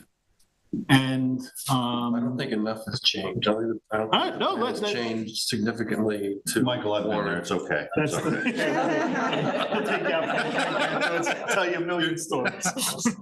All right. All those in favor of requiring the applicant to do a traffic study? Yes. Well, so we're not going to talk about whether or not the planning board asks for Actually, more no. information. Actually, See, I think you're limiting your It's not, ability it's to not make a good information that's gonna. Well, here, hold us up. Randy, How do you know? Randy, You don't have it. you have a fair point, but in my mind, as somebody who wants the public hearing, in order to have a public hearing, we do have to deem it complete. If we're asking for more information, we're not, and I think that, and that's my consideration. So I don't, the road you're going down drags us out much Much longer. less than a traffic study, though. Much less, I know, but Why don't we ask? the reason you don't know that. You don't know when the engineer is gonna get around to it. We couldn't- What about these guys who are doing a study of the Springs Fireplace Corridor now I don't think on they wrote behalf that. of the town? What if we ask them for comments? Why don't we ask them? Well, I'm just saying that I think we should notice the public hearing since I don't think the changes are major as quickly as possible. I don't think we can do that if we ask for more information. So that's just my opinion, but it's another perspective. I think we should vote for the traffic on that. And then, That's, Okay, so let's just have a Is that what vote you, on- is that what you're I was just gonna say, there's something, I do agree with Randy, there's something short of a traffic study. The consultant did offer to give information if that would help the applicant and also strengthen the record. I don't think that there has to be a huge delay. If there is some additional data collection to strengthen the record and give us more comfort in our decision-making. I think there's some. Is that violating our determination that the application is complete? If we contact the traffic engineer who's on Springs Fireplace and say, we need more information, tell us more, and it's reported, is that in excess of the application being deemed complete? That's the question. And does it matter? It's complete for a public hearing. Yes, it's complete. It's not complete. But don't you see, if we forever. say that if it's complete for a public hearing, shouldn't the public have a right to say that your consultant is all wrong? What if the consultant comes back? I mean, so really to do what you're suggesting That's part of the record. delays the public hearing. No, that's part of the record. Yeah, and We have a letter. and we can consider it. Yeah. We can, I mean, that's another thing. Yeah. Let's say you get you do what you suggest and you use the engineer. And the engineer comes up with, the traffic engineer, and he comes up with exactly what Lou just read. Okay? Now, we can consider that now. We're not going to need to wait for him to do whatever he's going to do. At best, if he's consistent with what he said, he'll just have more statistics that he will have taken to buttress that opinion. So we already have. Well, we the could opinion. ask him, how does he think we should mitigate? What mitigation should we include in this approval? In this county. Who are we asking? We're doing our own traffic? I mean, Did you say the consultant has suggested this to you already? It was a letter that was received during the public comment period. During the public comment period, This this letter. consultant, Yeah. But not as a consultant. They weren't working for the town when they wrote that letter in that capacity. in that capacity. As far okay. as I know. They didn't say on behalf of the town board, we're sending you these comments. I mean, they sent the comments as consultants knowledgeable of the traffic conditions in the area. Bless you. Well, I'm confident in my vote of no traffic. I think we should vote on traffic study, because it's, otherwise we're going down a long, and at least if we say we want to resolve this traffic issue by requiring a traffic study, we at least know what we're asking for. And because we've done it before. But if we're going to hold up things because maybe the engineer will do something and we haven't talked to them about it. What engineer, what are you talking about? The guy who wrote this. It's a woman and she's not an engineer. I mean, Forgive me, I think she's a planner. well, whomever. But there's a document that's been presented to us that criticizes the traffic impact of this project. And, but it's, I think it's too amorphous. And, you know, if our concern is that we've gone that far down the road and without requiring a traffic study, this would take us even further down the road, and I don't see the point in that. So I'm going to call for a vote on traffic study or no traffic study.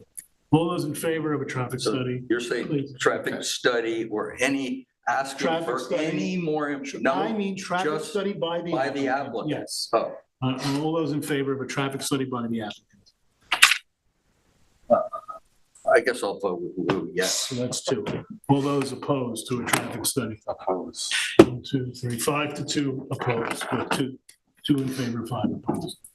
I think the last thing is, I would say that I think the application is complete with the new plans come in, and we should move to the public hearing. Yeah, well, quickly. You have the review resolution, hopefully at your next meeting. Yeah, don't ask me that question, because mercifully, Well, I'm sorry, that I'm ain't really my saying department. See, that's so Yes, we have a meeting next week. Very good. All right, thank you very much. Thank Thanks for your you. time. Okay, no, and again, I can't emphasize enough. You know, this is one of those things, and I don't, maybe you've never had this experience, but I have, where the night before the trial, you go, oh God, I have to tell the judge about this. And then you have to take. That's what happened. It came up, you know, asking the building, but did we ask for all the variances? Well, of course we did. I'm going through it and look at, and I realized that the second floor was 15 feet. There you go. So, you know, so I appreciate it. All right, all I know is my watch told me it's almost my bedtime. Yeah, well, so is ours, so, all right, thank you. All right, but we got one board of review and two resolutions. They're both good. Ed, let me just knock out this board of review and then you can do it too. This is in the request of David Salvage for a building permit at 21 Merchants Path at Suffolk County Tax Map 300-155-1-36.3. The work, there's no work required associated with this, and thus there is no bond associated with it. So basically what we're doing is approving the building permit, which on the basis of the engineer's recommendation. In favor? Aye. Passed 7. Okay, Ed. In the matter of the application of East Hampton indoor tennis, Padel courts, minor site plan, Suffolk County Tax Map 300-181-1-5.1, minor site plan approval. I have read findings and determination and call for the adoption of this. Is there a second? All those in favor? Any opposed? In the matter of the application of Panago. Passed 7-0, sorry. In the matter of the application of Panago Maple Lot Line Modification, Suffolk County Tax Map 188-01-16.2, 17.1, and 21, resolution amending approval. I have read the resolution and call for its adoption. Is there a second? Second. All those in favor? Aye. Any opposed? Passed 7-0. It's very late. Motion to adjourn? Second? All those in favor? Any opposed? We're adjourned. Thank you. I apologize.